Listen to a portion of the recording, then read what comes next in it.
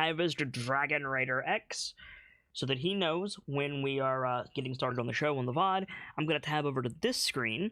Actually, no, I'm going to tab over to this screen, and we're going to talk about where we've been. The party has rescued Floon Blagmar from the clutches of the Xanathar's Guild.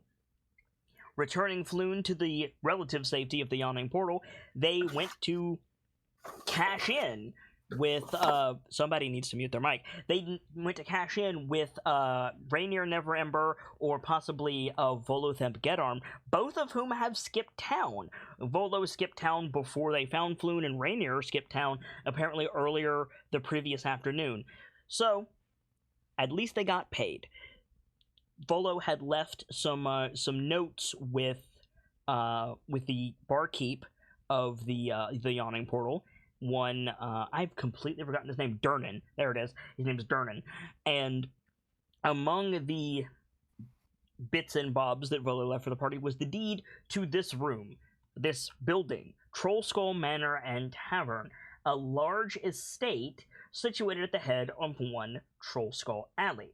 Upon investigating Troll Skull Alley and Troll Skull Manor, they were invited to lunch at Lawrence Parnassus's master's shop, Embrick and Avi, and in preparation for doing that, Rockham caused some trouble, to put it bluntly.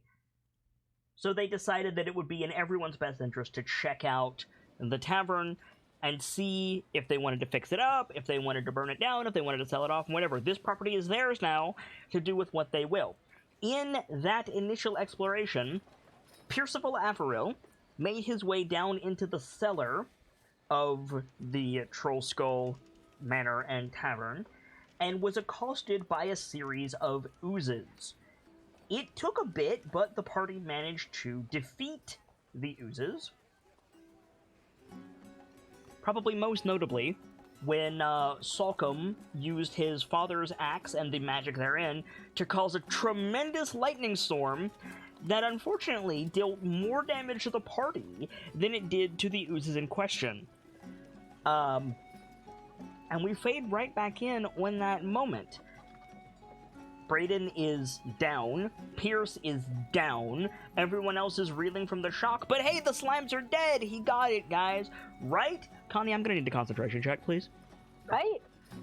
Are they down as in unconscious or down as in making death saves? They are making death saves. Do I have a potion? I don't know. Well, there's a healing spirit over top of them, so if Connie can keep her concentration, it's fine. Yeah. So DC 10, Constitution saving throw, Connie. Plus, there's also that moment of, Make it count. You got this, Connie?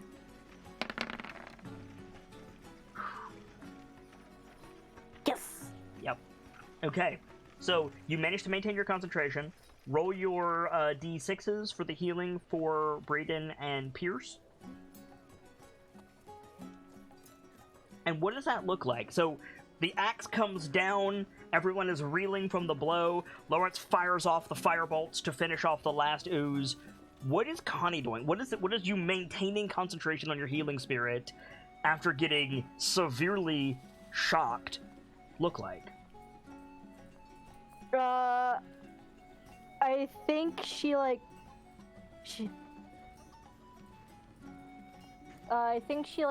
fumbles the material component and has to catch it midair. Okay. And it's just you're not paying attention to anybody, you're just those two cannot have shrugged that off, I have to keep the spell up, Okay. Because I feel to some degree, you are aware of what the spell is doing enough to know that Brayden and Pierce were low HP. So yeah, that's probably bad. Go ahead and roll that healing, and tell me which die is for whom. So I believe it's a d6 of healing for everybody in the thing, and because they're laying on top of each other, I'll say they're existing in the same square. So roll 2d6 and tell me who gets what. Hello? Hello? Sorry. Come on, do the thing.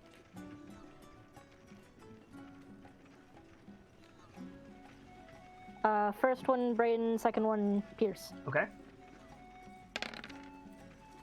So Brayden gets 4 and Pierce gets 1. Not great, but you only need 1 to get up. Correct. And if they just stay put, they'll be able to. Well, Brayden has to Well, I move guess they can't stay he can't. put Yeah, he because can't they're- exist in Pierce's square. So Brayden will move and let Pierce get some more healing. So Okay. Rockham and Lawrence, in that moment after we're not dead, Yeah. what the fuck, Sockham? Like, what do we see with Rockham and Lawrence? Rogham's first reaction is, the initial head count, make sure everyone's not dead. And then, Well, you see Yeah. the unconscious Brayden and the unconscious Pierce, and then you see them and sit back up. I should not have done bruised, that. is scraped, is fine, just not dead. Well, not fine. But Yeah. maybe. And Hold the lightning next time. Lawrence, for his part, is okay. Pierce and Brayden aren't dead, and he does the head whip to just stare at Sockham. Yeah. So Yep. excuse me. He is so livid. He is absolutely silent. He is so far beyond words at this point. So your rage fades, Sockham. Battle's over. And you see Brayden, look at his cloak and, mumble something in Orcish. He then steps around Pierce, and pretty much before any of you can react, he's just gonna take a swing at Sockham. I'm guessing I don't have the reaction time to try and grab him. You'll get it after the sucker punch. Okay. So the good news is he got an 8. However, I think because of where he's standing, I think it's reasonable to say that there's a friendly target within 5 feet. Is that... Yeah. Which would give him advantage. Should I be able to see right now? Yeah, you're able to see. 16 to hit. No, I can't. You should be able to see. I cannot see. There's people with light scroll- around you. Yeah, scroll down. Bottom- dude. bottom I had to, right I had to corner. pull it down There you go. too. Oh, And bottom okay. right. So yeah, Thank does 16 hit you? Ow. What's your AC? Shiza man, where's my thing? There we go. Yes. Okay, so you're gonna take... What is Brayden's deck? You're gonna take 4 points of damage total. As the rest of you watch as Brayden just, marches up to Sockham, who's still got about a good foot on him, right? Yeah. Brayden's big, Sockham's huge. And just draws back, and he just shouts, "My fucking cloak!" And just beams him in the nose. If it looks like he's going for another hit, I'm gonna try and grab him by No, the I arms. don't think so. I think he's Okay. he's dusted his knuckles. He's takes a minute to step back, because he swings and then immediately holds his ribs, and he's like, Connie, Yeah. because he's fucked up. Let's just get out of here. We can Alright. not be here for a moment. How long does your healing spirit last, Connie?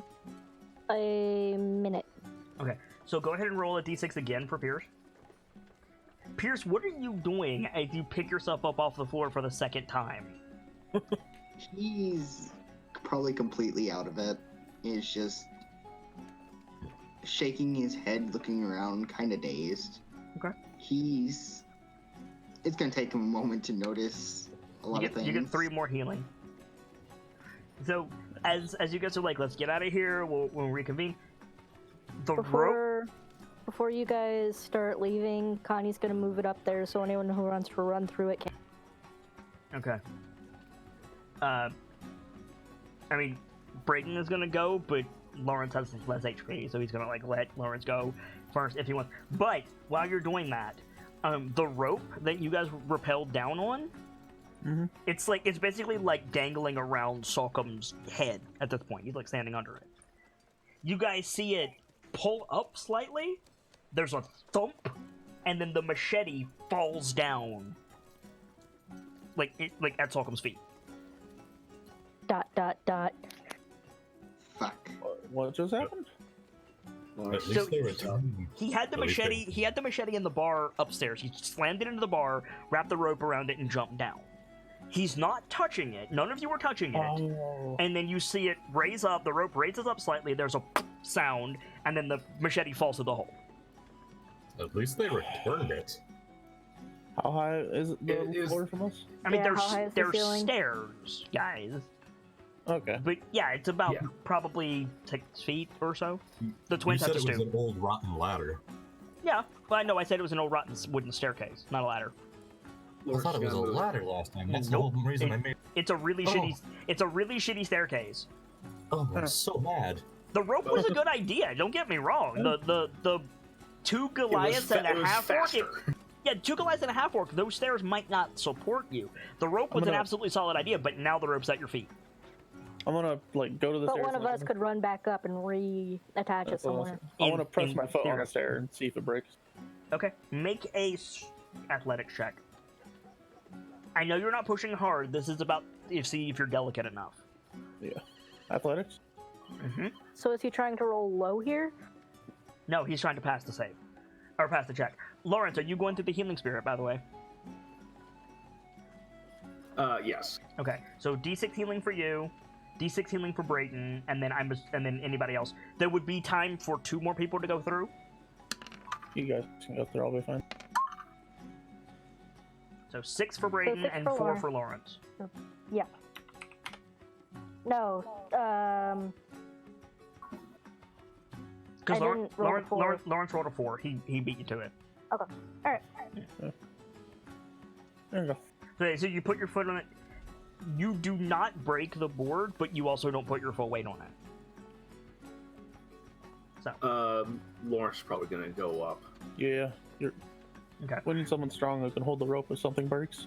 So Lawrence, you climb up the stairs. It like creaks under you. I need you to make a dexterity saving throw for me, please. Connie's gonna Yeah, run through it herself, actually. You're gonna run to the healing spirit.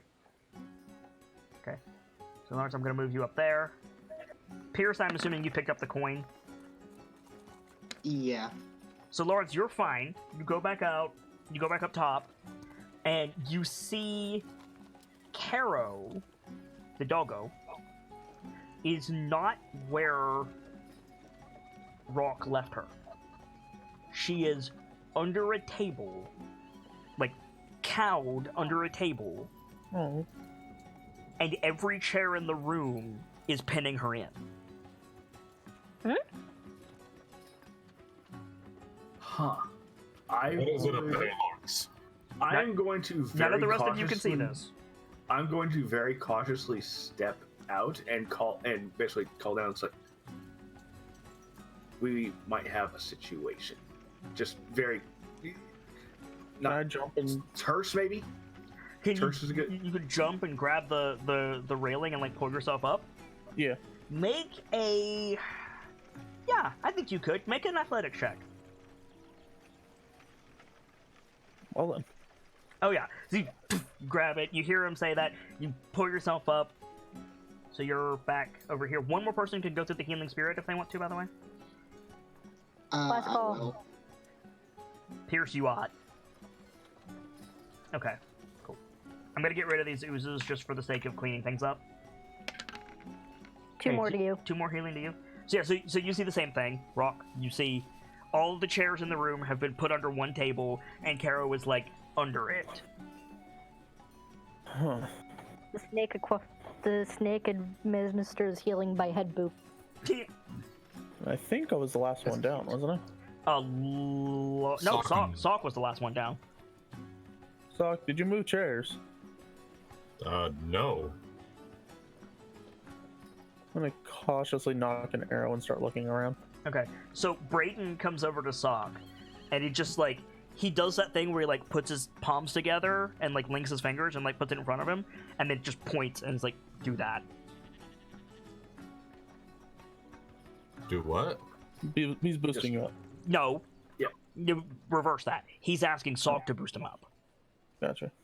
Basically, give Sock him a No, lift. nobody is boosting the twins except the twins. I was gonna say. Sock'em nods, puts the axe back on its hook, and bends down with his hands. Yep.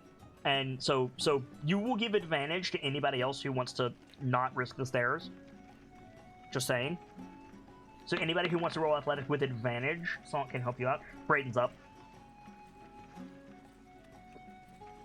And Brayden like turns and like holds his hand down.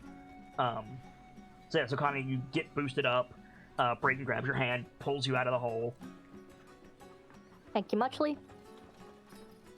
Can I read Carol's body language? Is she scared? Is she? Yeah, she's scared. She's terrified. Okay. Yeah, I'm gonna start heading over slowly, but heading over. Okay. So she's like over here. And I'm right with him. So yeah. Pierce, you went out of the hole.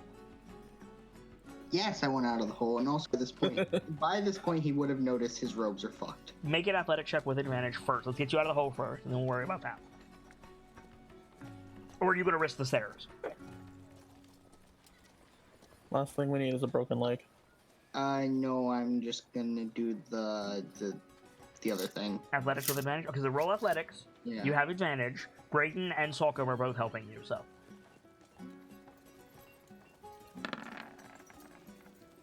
Oof. Okay, so roll that one more time. You don't have advantage, just roll it again. Brayden's gonna try to save you. You failed, but Brayden's gonna try to save you. Fuck. So just roll it one more time. Okay, so you get boosted up. Salk, you slip on the vinegar all over the floor. Pierce, you like take a header. You feel somebody grab you like by the back of your robe. Connie, you see Brayden like ass over elbows in the hole, and Lawrence and Rock, as you're approaching the dog, you just hear Brayden go, "I need some help!" Connie will put a hand down to try and offer it. And Lawrence will move back over because So you run back he's a over. little close. One of you make an athletic check with advantage since you're both helping. I'll do it. Okay. Salk, you don't take any damage, but you took a header. Okay, so Lawrence, you haul Pierce out of the hole, and Brayden is like holding his side, and he nods at you. Pierce, you climb out, and then the four of you are looking down at Salcombe like, "Fuck." Toss the rope. I just figured he'll do the same thing I did, so that's why I didn't. You can bother. certainly try. Salcomb's just gonna go. I'll just try doing what Rock did. Okay, so Brayden like rolls over the bar to give you space. You guys need to step back. And it was athletics, right? It is athletics, yes. Come on. That one. You don't don't have want to you don't have things. advantage. Keep that in mind. Okay, you're fine. So you grab the top, hold yourself out. There you go. And then yeah, so all six of you, pardon me, are in this room, and yeah, you see every chair that was scattered around, at least the ones that are whole enough to stand, have wedged this poor shepherd under this table. I'm gonna move a chair. Yeah, so you pull a chair, and Caro like whines at you. Doesn't I'm gonna move. snip my hand and. I'm gonna look around Make a because this perception is check. weird. Can I have perception as well, just to see if I see Like, anything off? are you getting the dog out from under the table, or are you looking around? Well, I was looking around before, but then hole happened. But fair enough. Salcombe definitely wants to look too, because Okay. this like another situation is getting ready for a fight. In his mind. Okay. So, make an animal handling check, Rockham. Salk, as you're looking around, you see, like, one of the tables, the like layer of dust has been disturbed, and it spells out "last call." Huh. Either there's someone here with a bad sense of humor. It takes some coaxing, but you get Caro out. Okay. Define sense of humor. The table. What It did you says find? last call. The table. It says last call written in the dust. Does that mean anything to anyone? This is a tavern. Yeah. It That means is if we want a finished. drink, we should order it now. And get out. The hatch to the basement slams closed.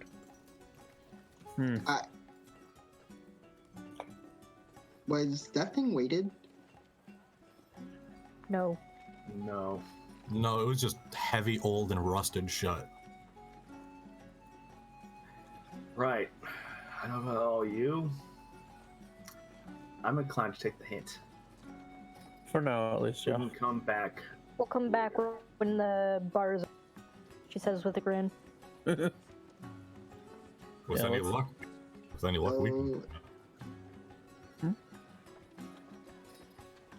With any luck, what? With any luck, we can do that. He'd be saying that to what Connie said. Pierce, you didn't have detect magic up, did you? You didn't have detect magic up, did you? No, I don't believe so. Okay, just checking. But I'm inclined to do that now. If you can spare the spell slot, you're welcome to do so. Well, we don't run into more trouble today.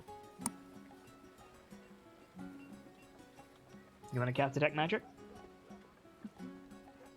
Let me see if I have the spell slots for it. I believe I do. What's your detect magic look like? Ignore that, I misclicked. Okay. What's your detecto magic look like, Pierce? Just a moment. It is.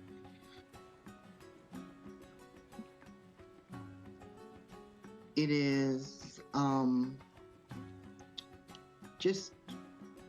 I want to say it's just Yes. a blue glow from his hand as he points it in each direction, and if it finds something, it changes color. Okay, so it's like you turn your hand into a dowsing rod. Okay, Yes, yes. Kind of cool. cool. So Salcom's axe lights up. Someone's echoing Brightwind. Oh, okay. Salcom's axe lights up. Machete? Your robe lights up, but the dowsing rod like flashes red. It does the same thing for Brayden's cloak. Does anybody else have any magical equipment? There's the machete, unless that doesn't count anymore. It would count. I have the So- horn. Oh, and the horn and the machete. They both light up. Connie Oh. has her new fancy cloak and her Connie's- hood of disguised 6-year-old. Yep. Connie's cloak lights up. But nothing else in this room lights up. Raiden does also have that ring. Which ring? The Oh ring yeah, the jailer's he was ring. given on our entrance that tells the watch where he is at all times. No, he didn't. He threw it down the portal. Oh, did he? Oops. Mhm. Oh. I feel like I missed that. I do too. Yeah, he threw it down the Me portal. too. That was the first thing he did with it. Oh. I completely forgot about that. That makes sense. But yeah, nothing else in this room lights up as magical.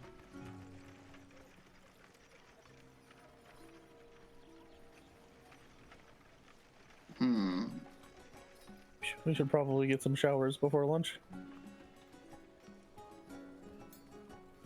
What about Might be wise. the writing on the floor? Not magical. If we want to ask the pupper what he saw exactly later, we can. After I long. Oh yeah. After slept. Because I figured out how to speak with animals. Nice. Is that a spell or something? Yes. Yes. There's literally a spell called Speak with Animals. I'm He's asking as acting in Rockham, character, right? yeah. Like I know what that is, but Rockham he doesn't know magic. So Actually, I too have that spell. Carol whines. pound that. Let's get going for now at least. Yeah. Yeah.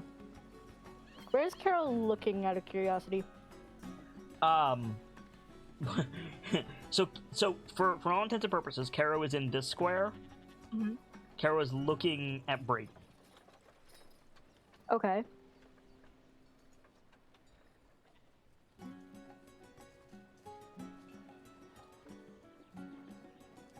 I mean, Lawrence is probably just gonna start moving towards the door at this point. Yeah, Okay. let's get out of here. You start moving towards the door. So you go up. There's a... It's not attached to anything, but there's a door chain wrapped around both handles.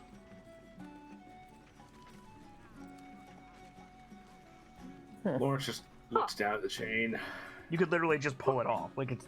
Well, okay. Well, in Yeah, that case, It's yeah. not attached to anything. Oh. Well, door chains tend to be wrapped around themselves and locked together. so- Right, there's no lock. Oh, okay.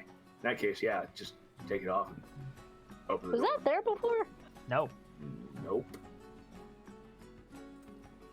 If I try to take the dog past, sorry, my brain's dying. If I try to walk past, why can't I remember his name? Braden? Stinky boy. Thank you.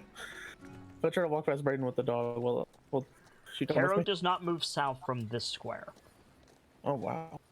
Yeah, I'll stay up with her for a minute then. So you would be there. Caro was there. I'm almost considering using speak with animals now since I have all my spell slots. If you you want want to. to. I'm not against it, so. Yeah. So, Sock would walk out from around the bar and go, Rockham, with your permission, since Caro is technically your dog, I'd like to try something. I look quietly, like, I try not to make a big show of it, but I kind of look toward the axe, just. No. This is what happened a few seconds ago. Mm-hmm. No. He'd start, he'd put both of his hands out, horizontally from his body. What do you want to try? Shake his hands. I want to try talking to it. And he just gestures. The door Suck him opens, in. by the way, Lawrence. You're fine. Sokka would kneel down to her and then cast Speak with Animals. So you would need to go there. Or there, either way. Right. Sorry, I was reading my, That's fine. So Like you there? can't- no. Either Here. here. Well, you could go there too, or there. But you were here, and then to go to the dog, you need to go around your brother. Thank you. Yeah. Tracy. Okay. right here. Okay. So you go over. Kneel down in front of her, and then shoot. Buttons. And then shoot. Oh god. Please right. don't shoot the pupper. No. Here we go. This button. Okay. You gain the ability to comprehend and verbally communicate with beasts for the duration, which is 10 minutes. The knowledge and awareness of many beasts is limited by their intelligence. At minimum, the beast can give you information about nearby locations and monsters, including whatever they can perceive or have perceived within the past day. You may also persuade a beast to perform a small favor for you at the GM's discretion. Okay. What does your Speak with Animals look like? It's this You just start borking. sort of effect where the bear cloak lights up a little bit, and it looks like the hood goes up and covers his head entirely. Oh, so you got like an astral bear head going on. Mm-hmm. Nice. Nice. Okay. So yeah, so you can't speak with animals. You need to communicate to Caro that you can now understand Caro.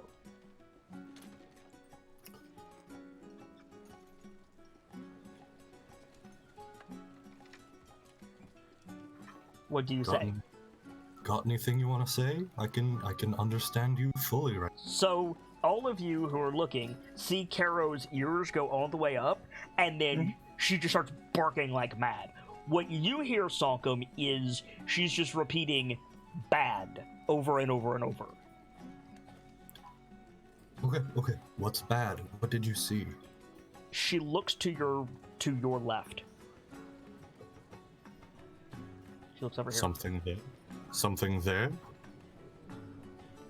She does this and goes behind Rockham.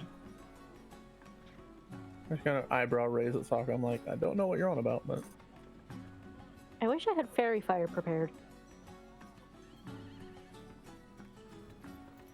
Is it? do I have anything? You for do that? have Fairy Fire prepared. You tried to cast it. Is it a Did I? person? Oh,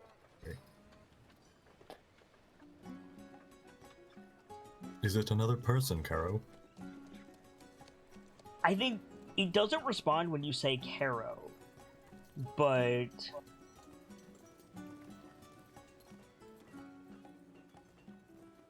when you say, is there another person, Caro just responds, bad, and then dead. Well, I have good news, and I don't really know what else to call it, but it's news. And they're the same thing, actually, so it's just news. This place is haunted. Alright. And And Lawrence just apparently lets out dogs- this long suffering sigh. Of course it is. God damn it. And apparently dogs can see ghosts, so that's fun. He pauses when he says it. Does Carol know where it is? Points to his left. I cast fairy fire. How big is fairy fire? I'm trying to find it. 10 million yards. This is going to be the day where Sockham keeps A getting 20-foot cube. A 20-foot cube. Do you have gonna look the a fuck up. template for fairy fire? It's right here. Okay. Is that where you place it? Hereabouts. Okay. Salcom, I need a dexterity saving throw, please. Uh, Rock, you as well. I mean, It's Dex, right, You Connie? guys both deserve that. Hey, screw you, alright? Connie, it's Dex, right? Dex? Dex save, yeah. Yep, dex save. So, Rock, you're fine. Salk, all attacks against you have advantage as you glow green. Nothing else is revealed. So it's not invisible why am I green? because fairy fire. I was trying to see if we could figure out where. Green isn't a good color on you. What? I didn't hear what you said. Green isn't a good color on you. Yes, that's why I usually go for red, brother. So, Caro starts barking again. Mhm. Salk, you hear her say, "It moved, it moved."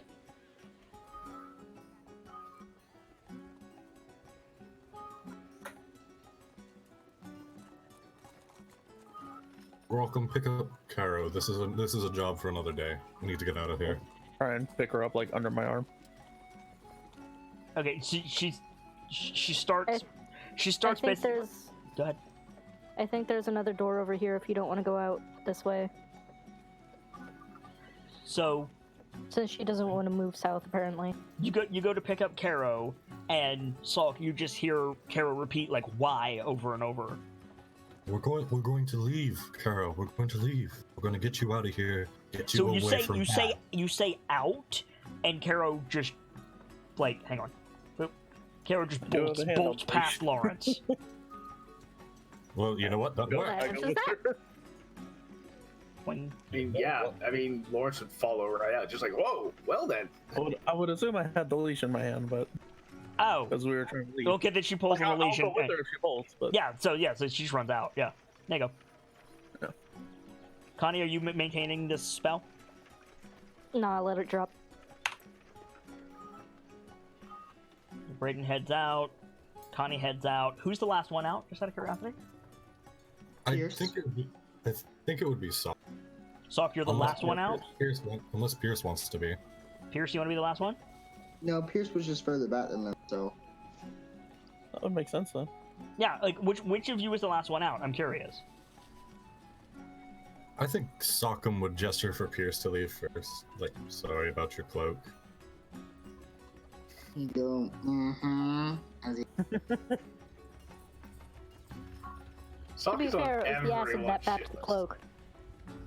Really quickly, is there like still dust on the like actual bar There's table? dust fucking everywhere. Sockham would really quickly, like, as he's leaving, come right here and try to write, "We'll see you soon," and then leave. Hey, Salk. Does a 17 hit you? Oh no! He's dead. Oh boy. Yep. Okay. So you take 11 points of necrotic damage. well, fuck. I'm guessing it's because he touched the bar. And your hit point maximum is reduced by 11. Holy shit. Oh no! Well, Wait. that's rude. Wait, it might be reduced by half. Hang on. Oh no, there's a save. There's a save. Make a con save. You're down, so make a con save. No touchy the bar. Okay, so you pass the con save, ignore the drain, but you still take 11. So Sorry, so yeah, did you say he was out? yeah, he's down. He drops. Did we hear that?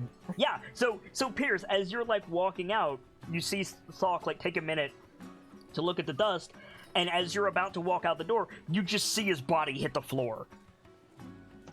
Fuck, guys. What? What's going on? Lawrence What happened? goes back in. Sock went down. If Carol will let me, I'll try and run back in. Yeah, Kara's staying outside. You run back in. Salkum is slumped over a table, and just for a second, you all see a slightly pudgy half-elf with like a broken bottle in his hand. It's like standing over Salk, and he like looks at the rest of you, and in a language you don't speak, he like shouts something, and it vanishes. I think We're right going. as it We're vanishes, going. an arrow flies right through where he was. Make an attack.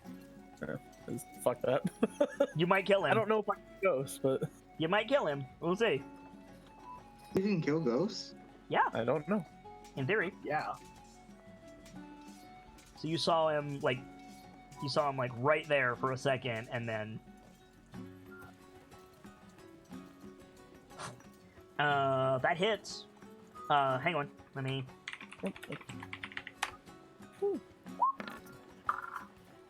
Oh yeah, that hits. Okay. So your bow is not magic, right? No. Okay. So you hit it, the arrow sinks into it, and then it vanishes in a puff, and your And my arrow attention's clatters to the just on- floor. Yeah. I'm Attention's on Salk at that gonna point. cure wounds, Sock. Okay.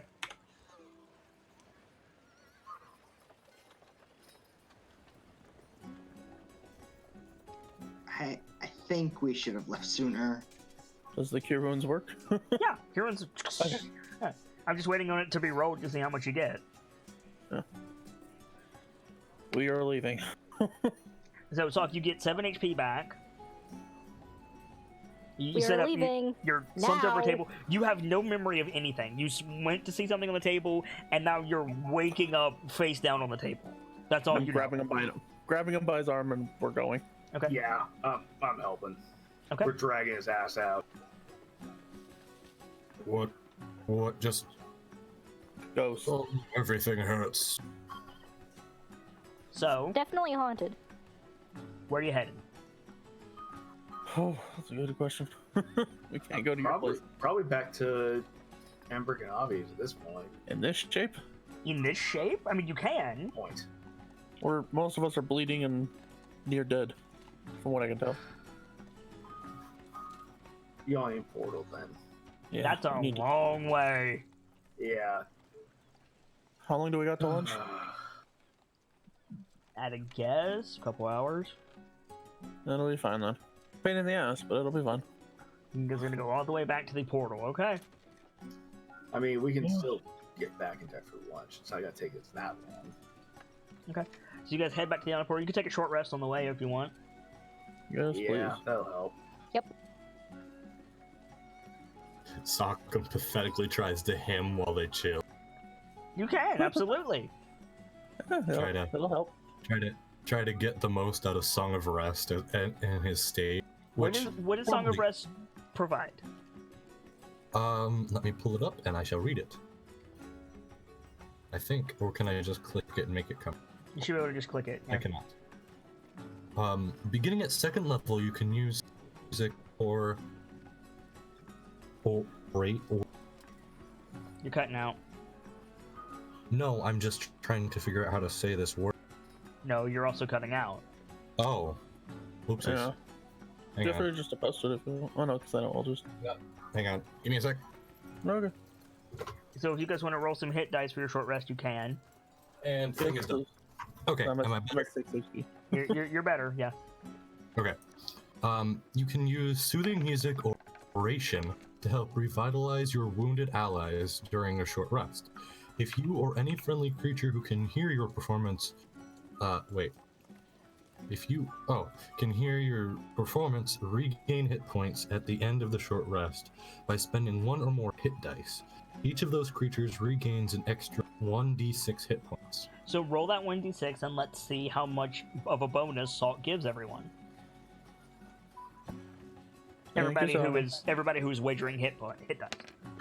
Yeah. Nice. So everybody gets an additional 3 points. I'm back to That's full. actually really good. I am 23 out of 28. So 22 out of 24 for Brayden. Not bad. I'm gonna save my other one in case I need it later. It I'm up to helps. 16. I'm up to 16 and 21, so I'll take that. Pierce, you want some healing? What's really wish I- what's the rule? You click your hit dice button. You change it down from 3 to 2, and then you would get an additional 3 to whatever you roll because of Salcom's Song of Rest. I really wish I could figure out how to turn my spell list back into a nice compact list. So you get 6 points. Click on the cogwheel. It'd be the I. It just opened up the options. It would be Yeah. the I button Click on the item. on the spell. So yeah, so Pierce, you get +6 healing. Nice.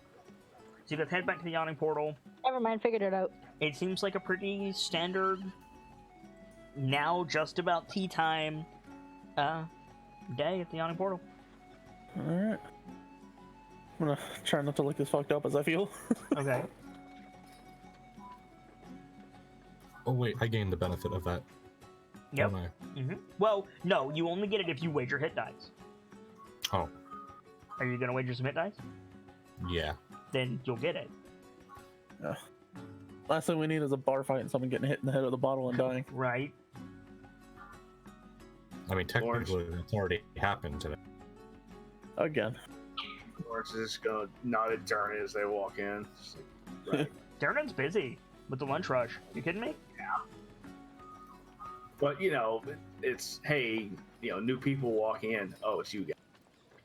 Bonnie would be the one who makes eye contact with you, and she makes eye contact with you, and she does that you guys look fucked up thing with her eyes, oh shit, do you need help? I mean, we'd probably gesture. It was just like we just need a break.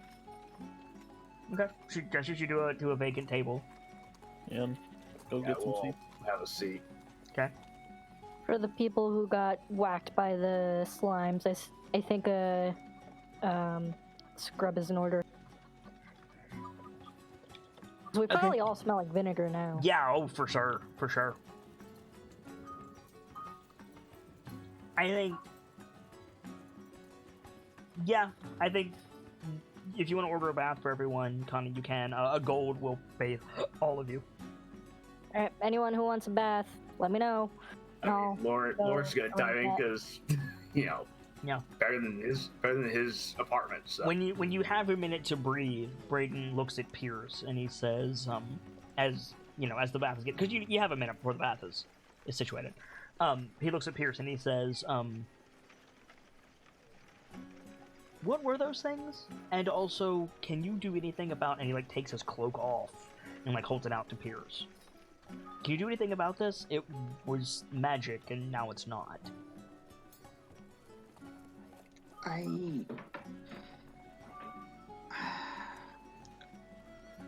not sure if I know the magic to do this, but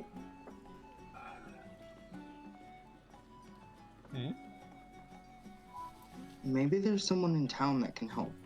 Or if nothing else, I can take it back with me to the school and see if someone there can do it. So you say someone in town, and you see Brayden look at Connie. And I think Connie, he says it loud enough for you to hear it. He says, that's gonna be expensive. Yes, it is. Mm-hmm. What was that? What were those? I thought magic items were perfect. Out of character, would he know Make what they were? Make an Arcana check, knowledge Arcana. For that matter, would I know, or would that also be? You can Arcana make check? the same check. How many of us can make the check? The three who would potentially know something are Connie, Pierce, and Lawrence. Yeah, that's fair enough. Okay. Yep. I So have re- Pierce rolled the best, and he just barely passed anyway. So Pierce, yeah, you've heard about these things. They're from below the ground. It's a whole zoological like genus. They're called oozes, and they're basically sentient or semi-sentient mold, in the same way that a mushroom is a fungus that looks like a plant. These are molds that behave like creatures, and they're basically inopportunistic cleaners. They're these sentient acid molds that like go around under the ground and like just clean up detritus. I think I'd simplify it for everyone. Just Yeah, I gave it to you in They're- wizard. I give it to you in wizard bullshit. they're decomposers, so to speak. They basically eat dead stuff or dying stuff for us. Or wish we were dead stuff. Yeah, they are basically a mold, but it's more alive than the black mold you'd see on your. How did it break magic? Says Braden. I'm Also, not are you sure. alright? You were inside that thing. I think I'm okay. I think my robe is fucked too. Lord. Wait. And he starts to rummage through his bag. Okay, so you see Pierce like start to like rummage through his bag. Yeah, Pierce, you're missing some stuff. Fuck! Pierce. That diamond was expensive. You had a Connie diamond? winces.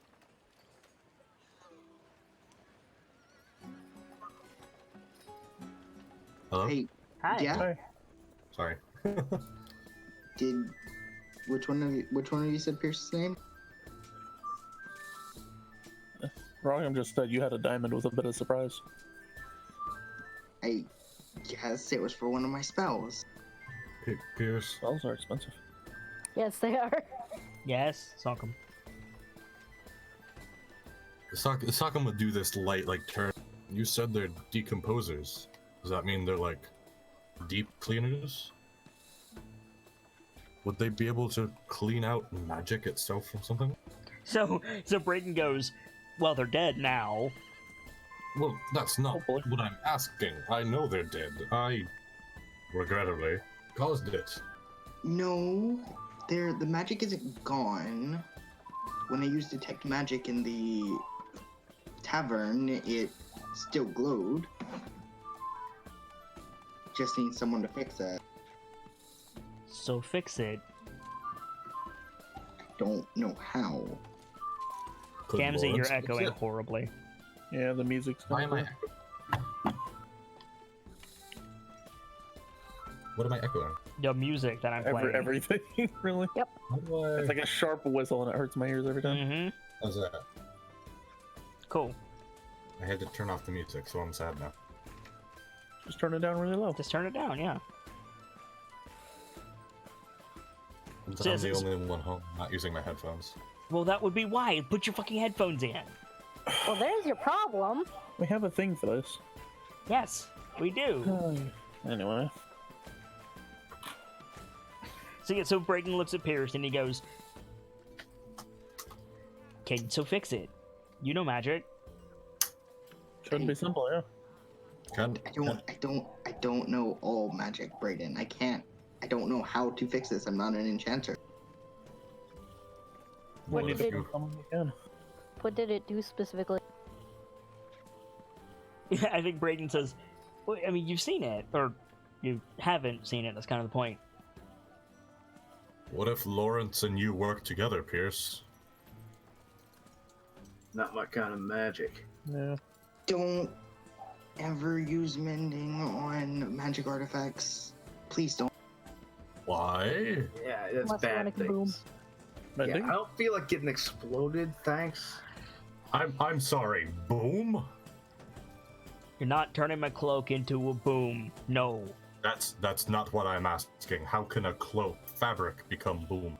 It's the Is magic magic on the that? cloak. Magic, Connie just kind of does the finger wiggle. Just Magic tends to react badly with other magic. Wow, okay, that's Don't frightening. It don't play nice with itself. That is That's frightening as a thunderstorm coming out of your axe. Hi. That was a bit surprising. Was that Braden saying that to Yeah, that Sock? was Braden saying that to Sock, yeah. I'm not gonna do a Scottish accent, sorry. Yeah, that's fine. Frankly, I forgot it could do that. Maybe keep Soon that as- in mind. And Soon as I- Laura's just gonna look at him like, you forgot. To be Soon as- frank, you forget your axe shoots lightning. Can I insight him? Did he actually forget, or is that just an excuse at the moment? that's Gamzee forgetting, is what that is. Oh, okay. I swung it, and as soon as I felt it connect, I felt a jolt, and I let it go. Yeah, we all did. Yeah. You I'll, deserve more than a punch in the nose, but I'll settle. I mean, To be Lawrence fair, is still mad enough that he might just eat the fee from Durnan and, throw a fireball at Socket. I mean, To you be had time fair. on the way over, but anyway. to be fair, I tried to touch the bar counter and hit the ground. Right. Oh. Did I hit the ground? Did I hit a table? I really don't know. Both. Both. The answer is yes. So My Braden, point is, I've been beaten today. Braden stands up. Not enough. I'm gonna have a bath, and then the rest of you can have a bath. But really, Pierce should go first. Do you want a bath? Yes, I do. You were in. It was inside the thing. I don't know if the rest of you saw Yeah. that. Yeah, go wash up and. And Yeah, so we can Braden do sits that. back down and gestures Pierce to follow Bonnie. Connie, did you Really? pay for an attendant? You said a gold would cover it, right? Yeah, a gold would cover a bath for everyone. Did you pay for an attendant? No, I just paid the gold. Okay. So Pierce, you're led into a one of the rooms that you're staying in, one of the rooms that you guys have been sleeping out of, and there's a metal wash basin, and laid across of it is a wooden board with all kinds of stuff in it. It's fucking primitive compared to how you bathe at the academy, but it'll do. I'm just gonna use my own soap that's in my bag. Okay. You could unseen servant. So we can rotate through everybody having a bath, but if there's any conversations you guys want to have There's during bath Yeah. time, There's one quick thing. yo, After Pierce has already gone up. Oop. Yeah, okay, that's fine. After Pierce has already gone up, Sockham's gonna look at Braden, stiffen a little, and tap his jaw and goes, "If it wasn't good enough, get yourself another." I saw think- him on the phone. So you say that, and I think Braden reaches for his dagger, and he goes, "You sure about that?" I just Hey, flicked him in the forehead. I said your fist. No, I didn't, but that's what I meant. You can punch me. He sets back down, puts the dagger away.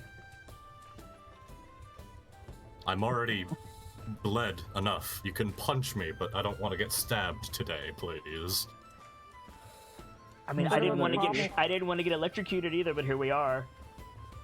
Regardless, there's another issue we're gonna be running into soon. Braden What are turns we to look gonna at you. Robbie are not going to be happy. Something I've realized since coming to this place. Mhm. A lot of money goes left and right. What are we gonna do about that? I don't know about you, rest of you, but I'm tapped. Braden looks at Connie again.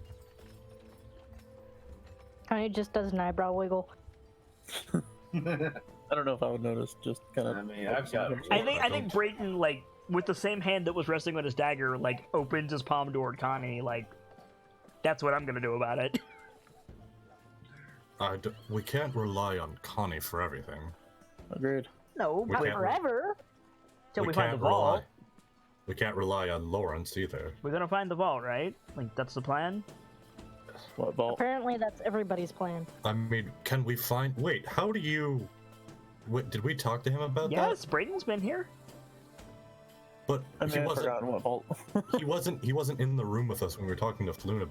No, but he was talking to Rainier about it. But we wouldn't know that he knew about it. Surprise! Well, there you go. Wait, how do you what? Looks at Connie. What?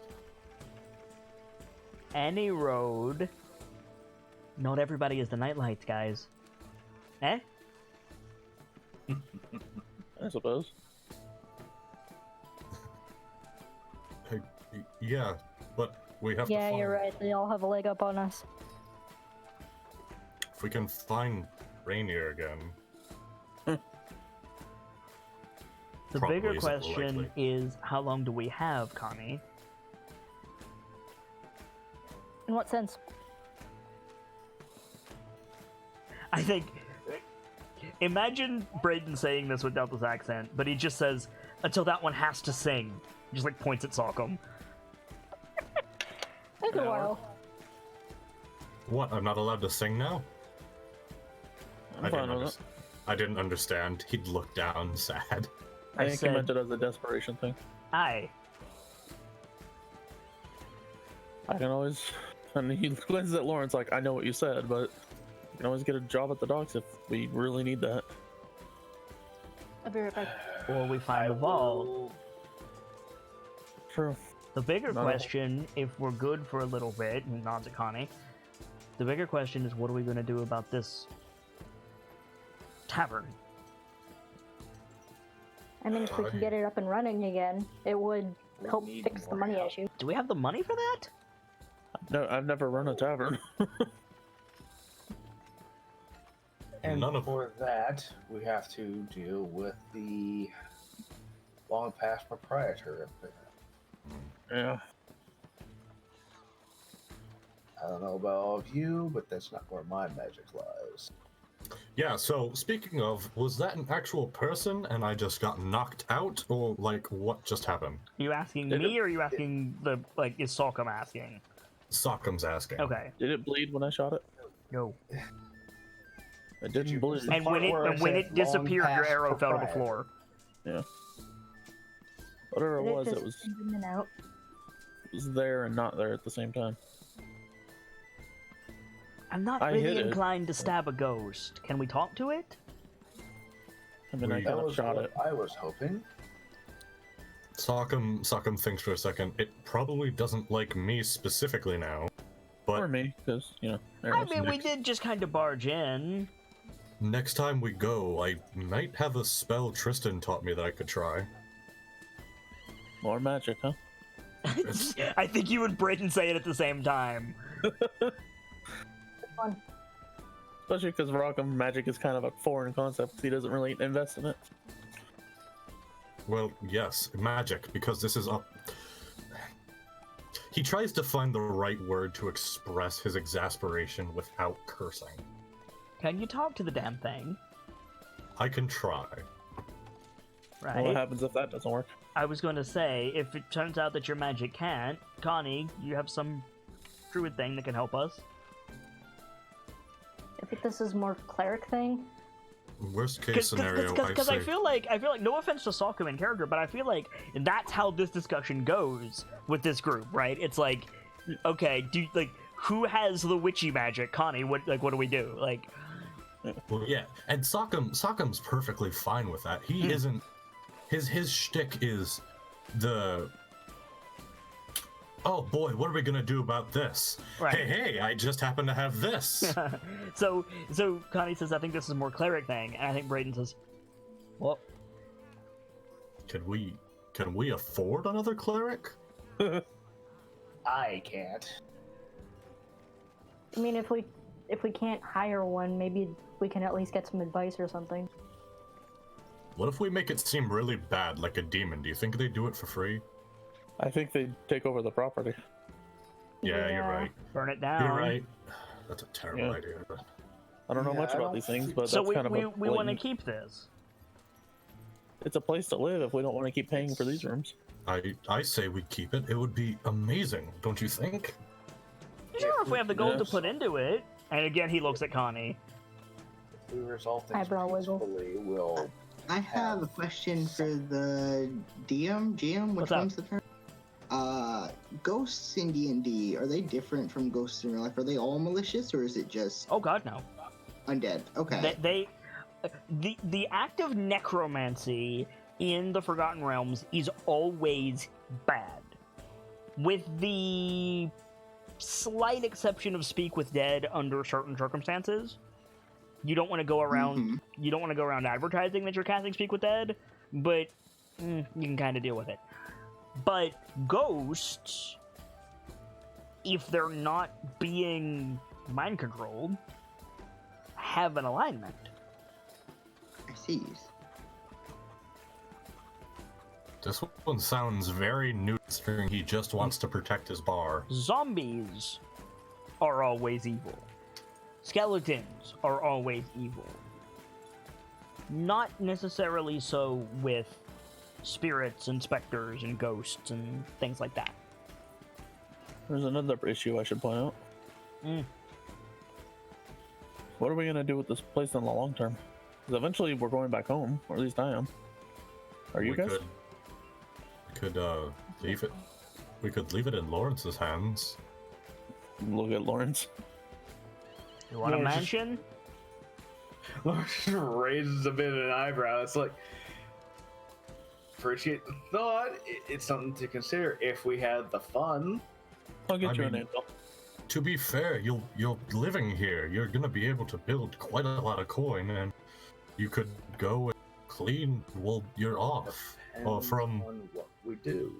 that's true. A place to live, if nothing else. I have an apartment as it is. Aye, Yeah. but you We'll own see what this happens. place. You're not paying for it. True. So, Ghost aside, how much do you think it would cost to get it up and running? Are you? Well, funnily enough, there is a table for this. I was going to ask, is there actually something for this? Yes. I don't think Rockham would know, but Open for business. If the characters intend to fix up and reopen the tavern in Trollskull Alley, they can expect to deal with various guilds without whose support the business likely to fail. Repairs to the walls and roof require the approval and oversight of various guilds, blah blah blah blah blah. You are going to need 1,000 gold to renovate the tavern over 2 weeks, 250 gold for various licenses and contracts paid up front, 50 gold per 2 weeks for maintenance fees, as well as wages for staff, and 10 gold every 2 weeks for various guild expenses. So mob protection. So we're looking at 1,400 just to get it renovated up and running for a month. Correct. I think if we at least get rid of the ghost, we can sell it for something. If worse comes to worse. How long does it take Pierce to do bath? This is probably Oh, happening please, as you please. guys are rotating out for this is like, you are welcome to be here for any part of the conversation that you feel is relevant for Pierce to be here, and we'll just rotate out. We'll assume all of this is happening while you're bathing. And then we can fill each other in when people Mhm, yeah. come in and go. And, Yeah, it's reasonable. So yeah, anytime you wanna. As for staying, says Braden, I know Pierce is whispering with Durnan about something. Lawrence raises the other eyebrow, like, oh, really? I'm not gonna stop y'all from staying, but the village kind of needs us. Mm-hmm. No, the village needs Connie and you. Paul and Ma are getting old. Ma can keep up what she's been doing, but well, Paul can probably keep it up too. Honestly, he can probably still beat me in a fight. I mean, I don't want to draw too much attention to it, but I'm not exactly useful or liked. I like it. Thanks. Brayden, Brayden, What's not Brayden. like?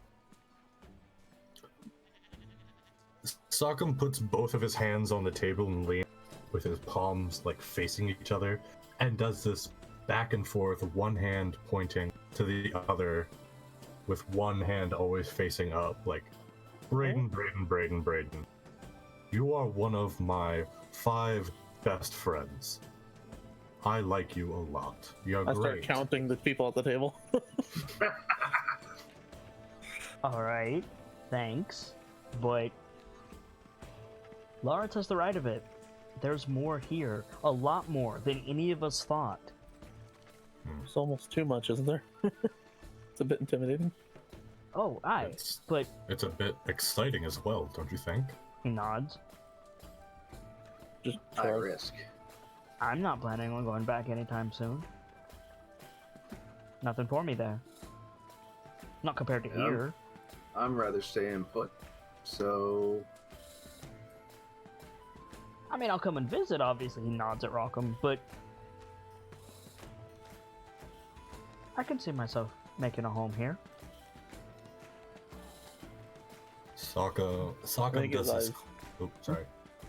I think Rockham's eyes go over to like Connie and Sockham. He kind of expected that answer from Braden. So did I. That's why I said it. Sokka does this really light, warm smile and looks at Rockham. We both know that sooner or later, college is gonna call. I've had my heart set on it since I was a kid.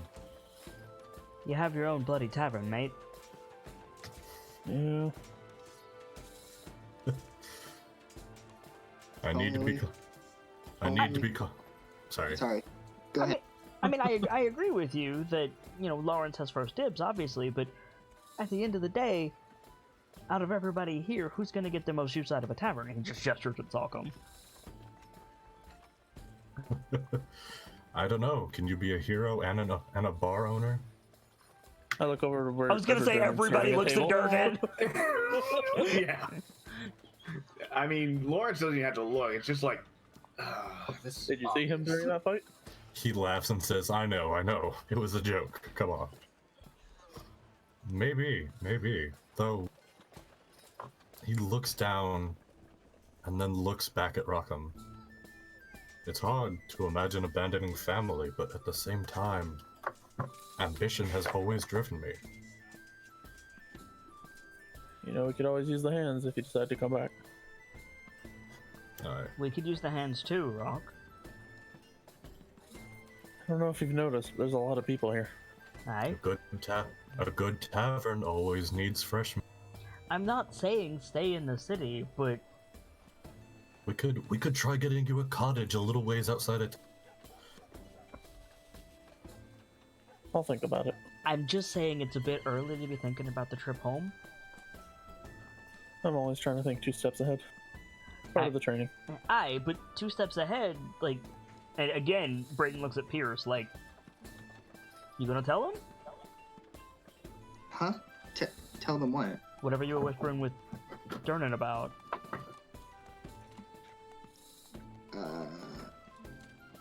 Mind you, Lawrence is looking right at Pierce at this point because Oh, that's a anything, Pierce. anybody's Yeah. talking with Turnip. Way I Pierce, don't figure make me it, use the spell. Step 1 is figure out the tavern. Step 2, get the vault, because we're the KnightLites. Step 3, and he just gestures at Pierce.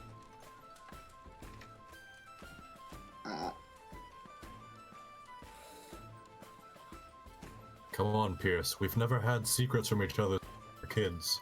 Eh, Okay, I if mean, you... that time Okay, he was okay, in the hang on, pie. hang on. I just got a message from Pierce that says you don't remember.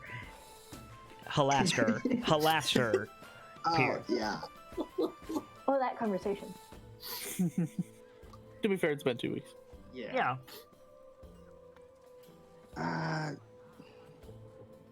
Now I feel like a jackass that I remember minor details from... No, it's good. It just means you keep good From- notes, Pierce. Well, I remember minor details from all the way back to ALA, and my notes currently consist of, let's take a look, shall we? No longer in debt to Xanathars, and that's it. And I can tell you exactly why that is. Oh, yes. Why? Because I'm terrible. Okay, so Pierce, Back what on do, track. what do you say? Sorry. There's another reason I came to Waterdeep. I think. And Okay, Lawrence does the go on. So hang on. Can we assume that when you say that Connie is currently in the bath, just for the sake of a thing that I want Brayden to say because it'll be funny? Sure. Sure. So you said Connie. So you said there's another reason I came to Waterdeep, and Brayden goes, "Aye, we all know. We all heard you the other night. What of it?" Tavern. Okay, This tavern- all of them heard it. Who's Lawrence was sitting up. next to Yeah, Rockham you right didn't. now? You didn't. None of you heard it. Brayden is fucking with Pierce. Oh, absolutely. Who's sitting next to Rockham right now? Just whoever wants to. Probably Brayden and Sock on either side. No. And you over to Sock. Did I miss something? I had a pretty good hearing. Sockham leans over to him and goes, like really sarcastically, "She's taken." No. Oh. Something happened at the school I'm going Aye, we're to. aware something happened, mate. Congratulations. Fuck off. You should be proud. I haven't made it that far. Give it time. You're not gonna get that far with hitting people with lightning. I mean, he's gotten this far. I got nothing. Barely. I got nothing. If I can make a joke really quickly, Yeah. What do you think the rest of us should do? Sockham kind of has this moment where his eyes get really big. He leans forward and looks at Brayden and says, "Was that Lady God flirting with me the other day?" Aye. Wait, really? And he just has this face of internal screaming. Oh, Paul is gonna love Just this. the oh dear God look. Paul is gonna love this. Okay. Can I get back to what I was saying, please? I don't know, Sure. can you? Yes, I can. He Okay. needs to so he can get back to Connie. Sorry. My fucking God. Welcome to the next 8 sessions. Yeah, right? So? One of the students at the school I was going to went missing, Oh, right, your friend. You told us about that when you arrived. and the clues led to here. And I was talking with Dernan about a name that followed my friend. And then I got a letter. Believe. Okay. So, yeah. Did Dernan tell him the full name? Yes, he said Halastra Blackcloak. He also said not to repeat it. I'm not supposed to say the name. So, yeah, so Brayden says, wait, you got a letter? Initials HB. You didn't think to tell us? Why can't you say their name? Are they like in trouble or something? No, the opposite. They are in trouble. Mm-hmm. So your friend gets a letter and goes missing, and then you get one and you don't tell your mates? I I can help you look for him. So, wait. Hold the horses. Rockham, help me hold the horses here. Let me get this I straight. don't move. that's how that metaphor works. We don't have phones yet. Let me get this straight. Your friend, got a letter saying something from someone with those initials, and they went missing. Yes, You- it's something from someone with those initials. And then apparently You- he gets a letter. And And- Brayden is like standing up. And let me get this clear, perfectly, crystal clear. You followed clues to figure that your friend would be here. He looks at the group. Yes. What was one of the first things we heard about? That people go missing all the time. Where specifically? He just gestures at the portal. How? Quiet down, please. I don't think I want to quiet down, Pierce. I Put a would hand- rather I like to put a know hand if on you're his about shoulder. to be abducted in the middle of the night. I Agreed, but You But you willingly came to a potential kidnapping site. Someone could have. It could be some kind of ritual to siphon your magic and make. It's not. I want to try and put a hand on his shoulder to Yeah, calm him down. you put your hand on Salkham's shoulder. But meanwhile, Brayden is like moving around the table to Pierce. Like he's also agitated. Like What's this can't about grab both of siphoning them. magic from Pierce? yeah, so Connie comes back like wringing her hair out. Look, it's my turn to go up there, but try not to kill each other, all right? Yeah, so Rock Yeah. goes off. Your boyfriend got a letter from the kidnapper of his friend. From the kidnapper of his friend, and he led the clues back to where the kidnapper might be. And you didn't tell us this. Why? That's what I'm wanting to know. At this No, point, and- Lawrence and- is just going to Durnan to get a drink. He gets like, nope, I'm not drunk enough for this shit. It's like 11 a.m. Seriously? Day drinking at this point. Fair enough. We cut to 30 years later, and he's just drinking at 5 in the morning. Right. So you get up to go get a drink, and Brayden like holds his hand up. It's like, hang on. I'm not certain you have the order right there, Saul. And he looks at Pierce. Just to be clear, you came here first, then you got the letter, aye? No. Fuck!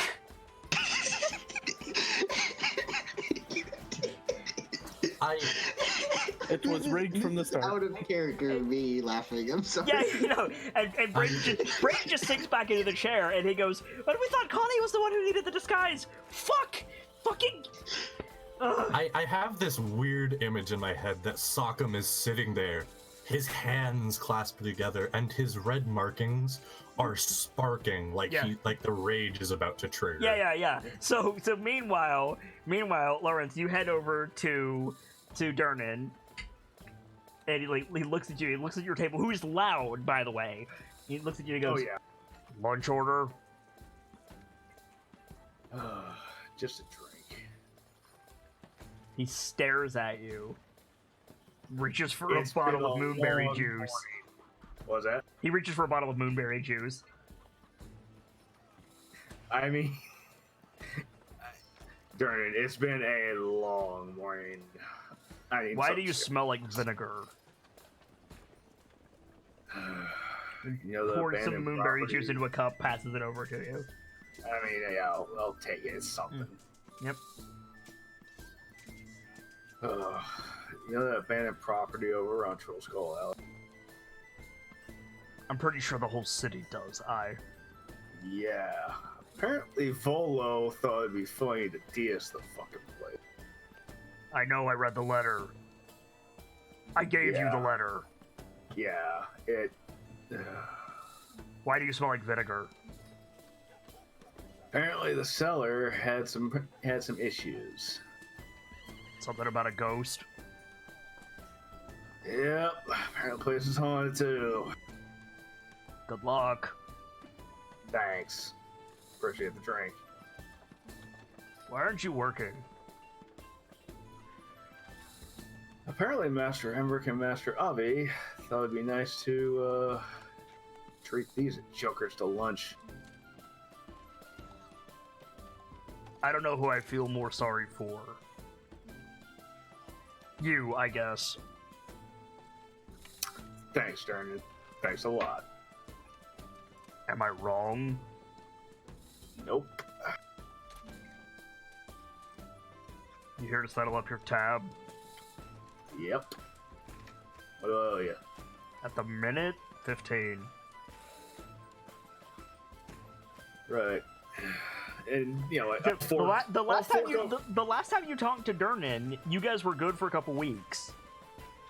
yeah, and then you know these jokers decided to. Yeah, but like he hasn't told you that yet. No, but at the same time, shit has gone so sideways since they showed up. Yeah, it's fair. Lawrence just isn't surprised. Do you have at this 15 point. It's gold? like, God. Oh yeah. Okay. I think I'm starting to get low, yeah, but you pass him 15 gold. He takes it. He says, "Keep them out of the portal." I don't know if I can promise that, but I'll do what I can. They're not ready. Neither are you. I'm well aware. Pockets the money. I can't help but imagining some dynamic scene where he's like, You're all idiots, but you can go. That's exactly what's gonna happen at Mad Max. That's pretty much it. He says, haven't seen Rainier. No one Boy. has seen Rainier. That would get a raised eyebrow from Lawrence. Like, okay, nobody's seen him? Wow. Right. Well, Polo went to Chult. He laughs like he said something funny. Lawrence would probably just facepalm, just like, oh, God. So, I mean, if you want to find him, get the next boat to Port Nyanzaru. Got it. Appreciate it. That's like a 6-month voyage, so, like, have fun. Right. Of At the course same it is. time, something to keep in the back pocket. Yeah, true. So, what can I do for you? This will do for now. You look Thanks like for- shit. Yeah, kind of feel like it too.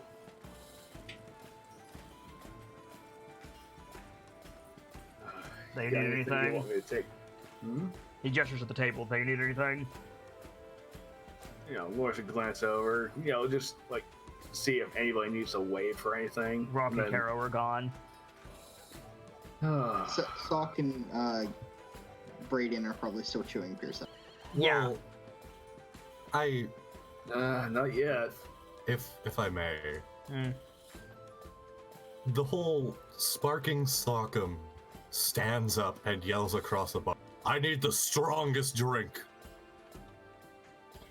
Without missing a beat, Durnan goes, "You can't afford it. And I'm Sit not letting down." you.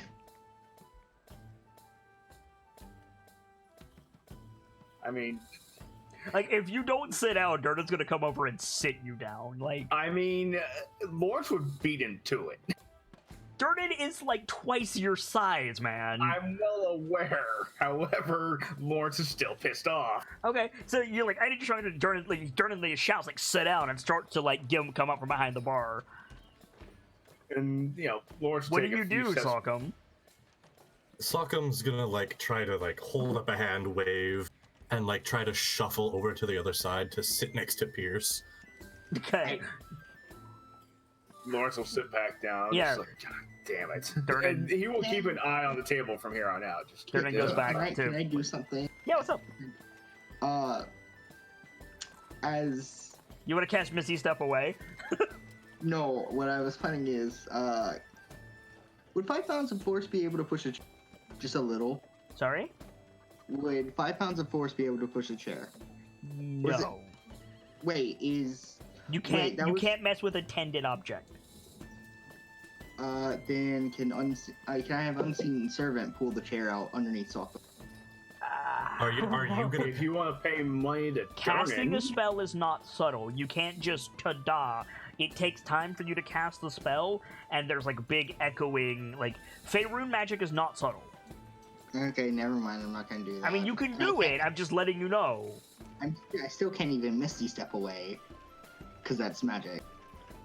I mean, you can. You gotta pay Durnan 5 gold. I don't have the gold to do that because I need that for Blackstaff Tower. Well, I will gladly cover that. yeah. So if you want to just Misty Step away, Durnan's gonna be like, "Hey," and then Connie just throws a dragon at him, and it's fine. No, I think she wanted to pay for the Sockum not having. Wait, what? My What are you first paying? idea. What are you paying for, Connie? Whichever spell he fires off to mess with Sock. There you go. So just unseen servant pull the chair out from underneath Sock as he sits down. See, again, you can't surprise him with it. Sock will be like, "Oh, you're casting a spell," and then in the time it takes for him to sit down, you have to summon the Oh. servant and then have it pull the chair back. It's not going to do anything. Okay, then never mind. Okay. But there's He's just- no he's just gonna- he's- spell you're he's just- casting. He's just gonna sigh and just put his head in his hands. So Durnan turns to Lawrence and says, "What's with the kid?" complicated. magic stew. What happened? Apparently, one of the kids at the academy got a letter and then went missing. He And, nods. you know, he told me, jerks his head what's wrong with him right now? Did you find the body? No, apparently he got a letter too, and Fuck. didn't bother telling any of us. You see So how long Durnan. ago- You see Durnan glance at the portal. Go ahead. So how long ago did you get this letter? A while. I don't know exactly how long. A couple of days before you teleported, the first time. Yeah, just a few days before we first came. And how much time between your friend getting the letter and him Houdiniing? You don't know. Or You don't know when he whatever got the it. setting equivalent of. I don't Right. know. We have a timer, but we can't see it.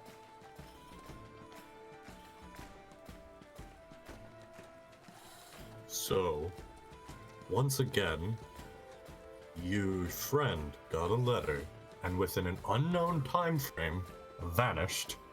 Afterwards, you got a letter, followed it here. His voice is slowly rising to a place with a kidnapping murder, trying to find your friend who was likely captured by some insane magic man, and you're just fine with us not having known until now? Hey, Do when you you say think- it, when you say it like that, it's a lot worse. Because it's a bad thing, little Pierce. Can you not yell in my? Yeah, you're sitting right next to him. He does this dancing step away. You came to investigate a kidnapping murder to find some crazy mage and your friend. To be fair, I don't know if he's dead. Connie, what's your passive perception? It is 14. Salk, what's your passive perception? It's that's Discord. 11. Okay, so you're like shouting and gesticulating, and your chair just falls backwards. You fall on your back.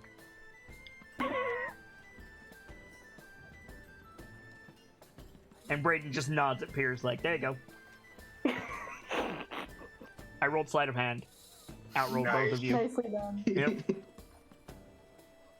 He just So nods you back, right? you get about to where you were about to just shout Magic Man, and your chair just goes. "Eh." Just kind of hits the ground and goes, first of all, ow. Second of all, insane wizard!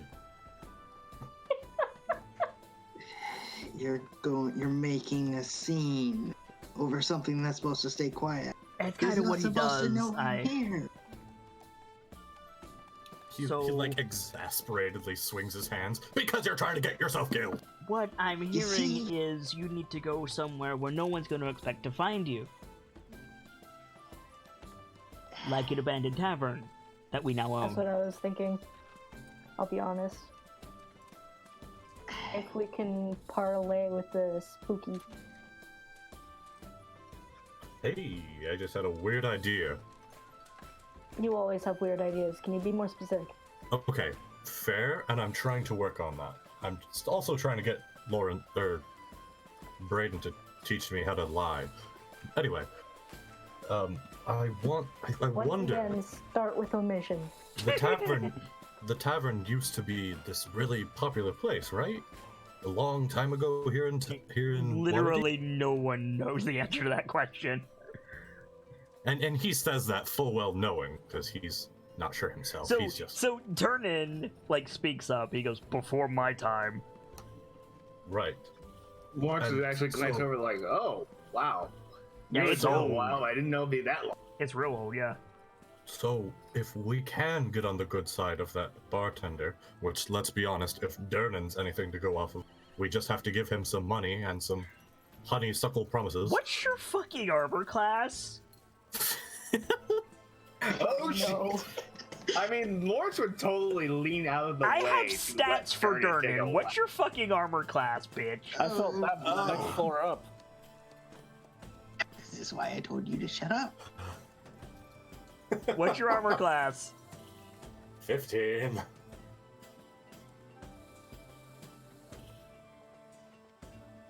Oh boy. Hello? You said 15. 15. 15. Okay. You know, So, I'm glad so, I'm not so, super hey, going so, off so, the rails, for the sake of chat, I am aware that I just rolled a crossbow attack. Durnan is not shooting his crossbow. I'm just using it in place of a ranged attack. So you say if Durnan's anything to go by, before you get anything else out of that, a tankard just wings you in the head. Like full tankard, poof, right in the face.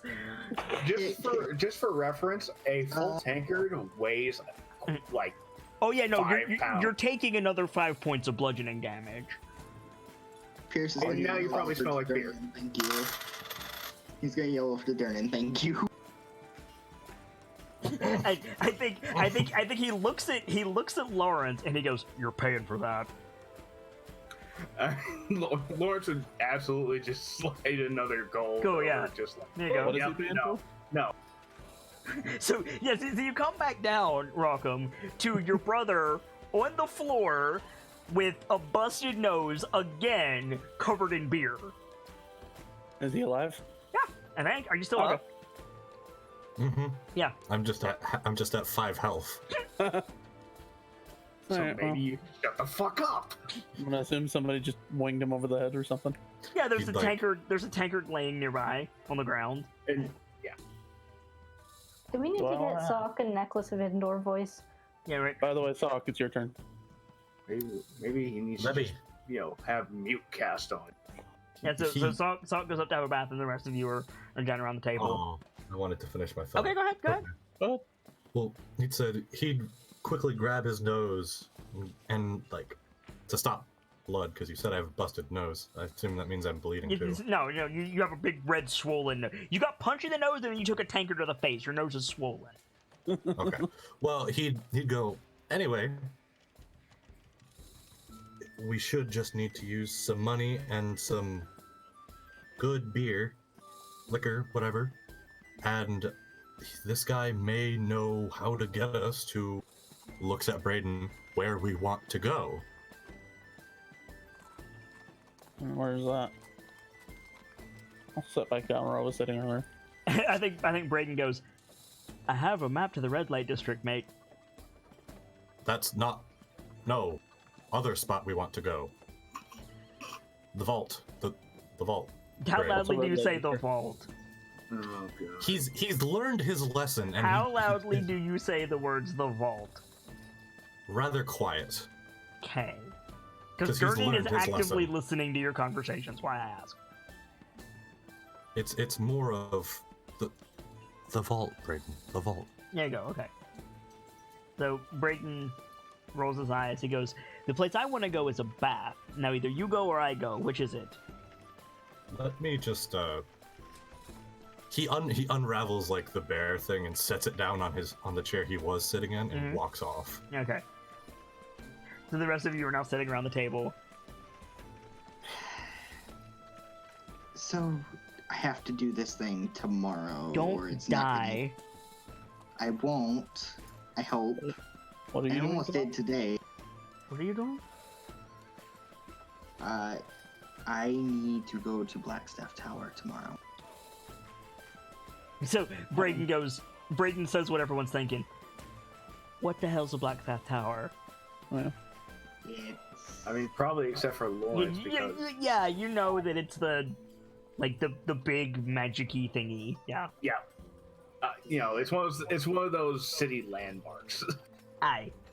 it's where I need to go to get registered as a wizard in the town. It's the DMV. The WDMV. Well played. Department of Magical Vehicles. Yeah, that's pretty much. Yep. Department of Magical Vocations. There you go. There you go. Hey! There you go. I'm done. DMV. No They're matter gonna what ask you universe for you're in, money. the You know DMV they exists. are. Yes, why do you think I've been so stingy with my gold? I just figured you were broke. He just kind of gestures at Rockham like, yeah, pretty much that. I have one copper piece, I think, in my bag somewhere. I'm going to a magic school. Why would I be broke? School's expensive, I assume. Because magic school. Aye. I can use some magic to do things people want. I mean, that's a way to make money, I suppose. Yeah. So, Blackstaff then. Yes. Where's I that? think so.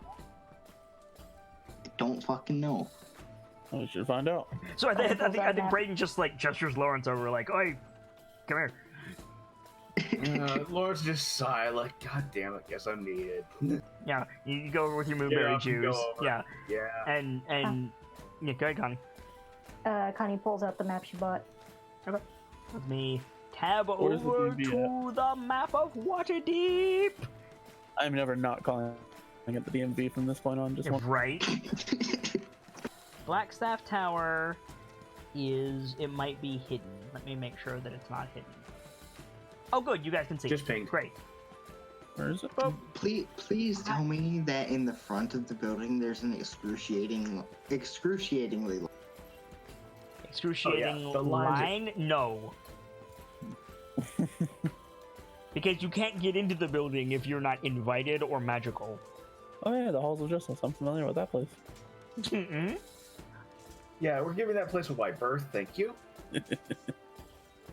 So, you guys could probably head there and then head. Is that street called AKA Way? Yes.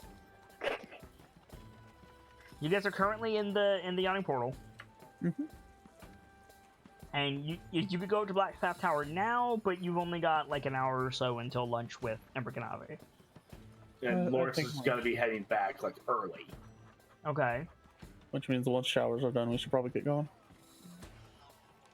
Maybe afterwards. So you guys gonna make your way back up the street again? You guys are getting your cardio down. Yeah. Yeah, no kidding. Getting, See, I hope there's a lot of food getting at those lunch. 10,000 steps a day. Right. I hope there's a lot of food at lunch. All I'm playing. So you guys make your way. You guys finish your baths. You change clothes, I assume. Mm-hmm. I have any Pierce is clothes? going to change into his plain clothes. Okay, so Pierce is changing I don't into know. plain clothes. I don't know if I have any other clothes. Oh no. Who do we lose? Gamzee. Gamzee. So I only have one pair of clothes, just so it's known. Did you wash it? I would assume so, yes. Then it's fine. Some of you Probably need to been clean washed, out your yeah. gear. Now is the time to do that if you want to do that. Yeah, Yeah. Lawrence already cleaned up. Not Part of the Pierce, Lawrence. Yeah. He holds out his arcane focus, which is the name. Ah. Yeah, which is probably looking a little bit singed. What is your arcane focus, Pierce? I would say it's an amulet, silver metal with an amethyst. Oh, yeah. So So yeah, so it's corroded and like yeah. the amethyst is probably looking a little cracked. It's like, Mhm. I see. And Lawrence would, put it. Well, he's like, yeah, I'll fix that once we're on the. Okay. It's, we're still in the yawning portal. I'm not going to cast magic and piss off Durnan. Fair. So you guys finish like cleaning up. You head out. You cast mending on the way. You have your arcane focus back, Pierce. Hooray! Yeah. And you guys are heading to Ember Canave's? Yeah. Unless anyone else has places to go.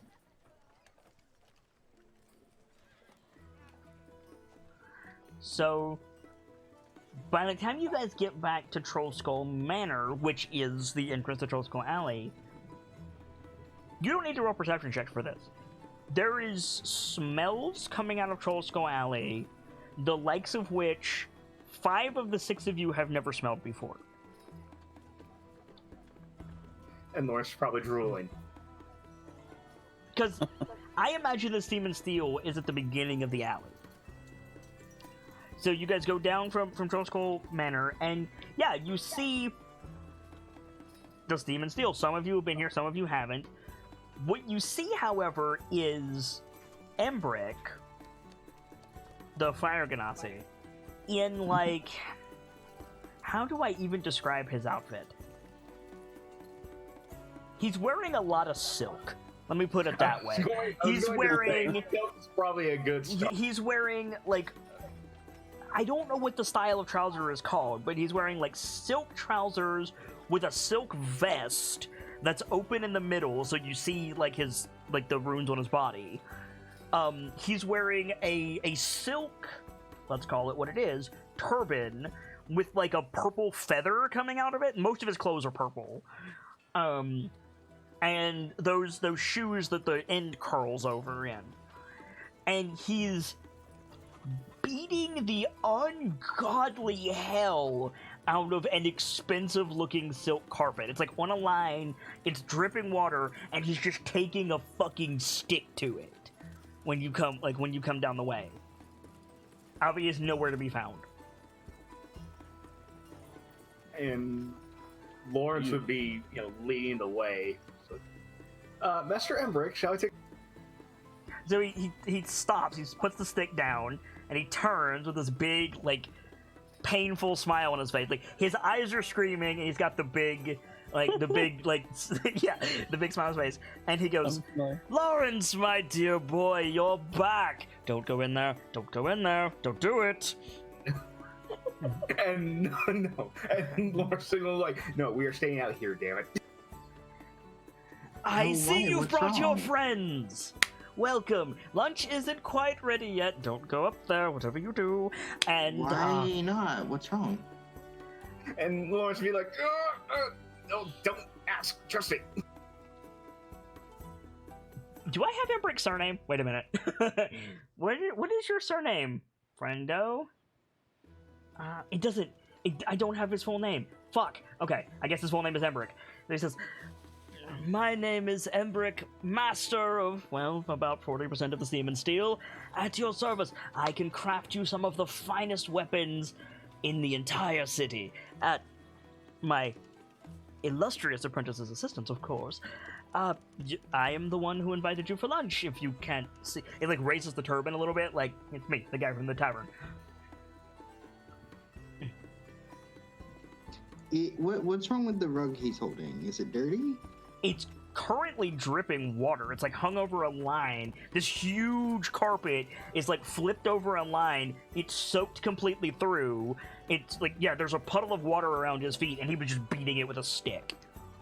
Can I cast Presty with it to clean Yeah, it? you cast Presty on the thing, and he looks surprised, and he looks back at you, and he says, "Thank you so much.